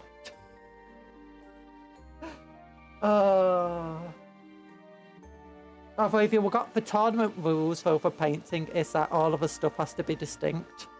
Like, you can't have the weapon be the same colour as the body. The weapon has to be, you know, distinct.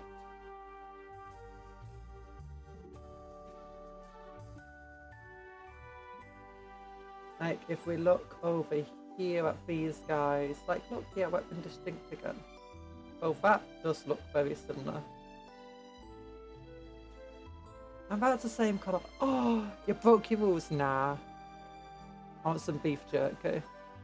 It's never too late. It's just a model. Yeah, get the models.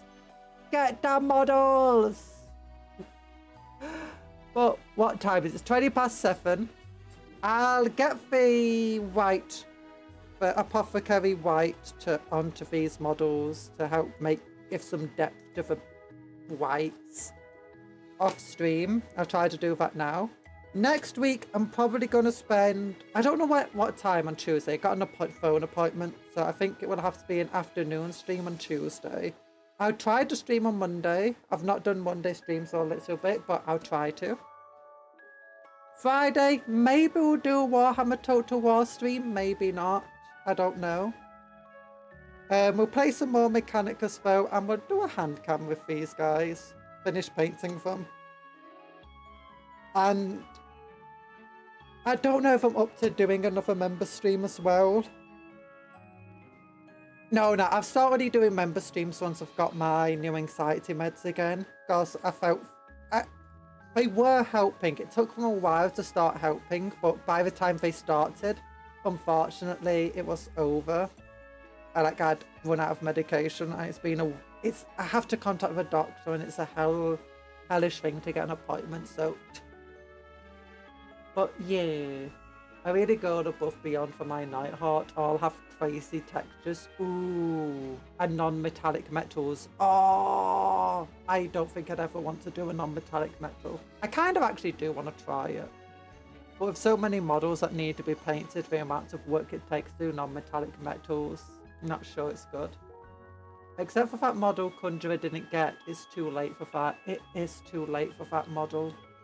It's so sad. Actually, you can still get it as long as you're willing to spend like 80, 90 quid on a model. Or a single model that doesn't have spare bits. And isn't easy to kit bash. I hope you can get your medicine. And whatnot in a timely fashion. Yeah.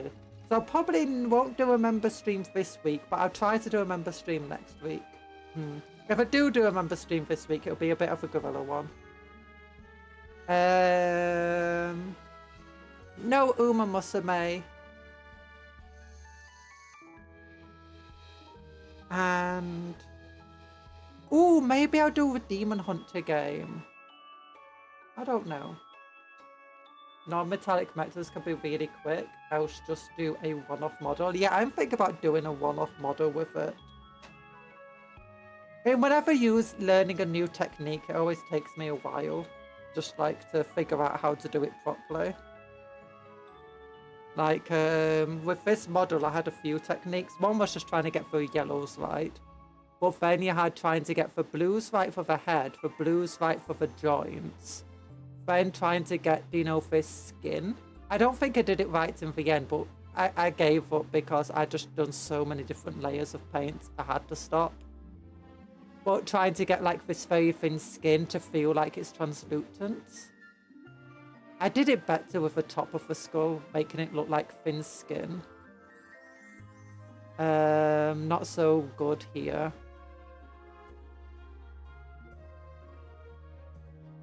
Yeah. But... yeah, but that's one of the reasons why it takes me so long sometimes with models. It's just learning a new method, taking a while to do it. But hey, thank you for coming to the stream. I love you all. Don't forget to like the stream. Every like of the stream is another prayer to it's another vow taken by the Templars. Another sustained hit.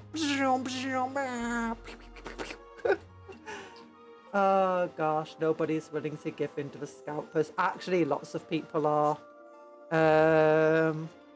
Like I was looking at the eBay stuff and it's like the scalpers have like already have 5, 10, 12 sales on these things. It's like, oh. But anyway, love you all. Thank you for coming to the stream. Remember to work hard and play harder. Take care of yourself, being kind to others. Eat good food. Oh yeah, and vice versa. Then eat good food. Sleep well. Dream of cupcakes, but don't eat for cupcakes because they're friends, not food. Isn't that right, Mr. Chainsaw?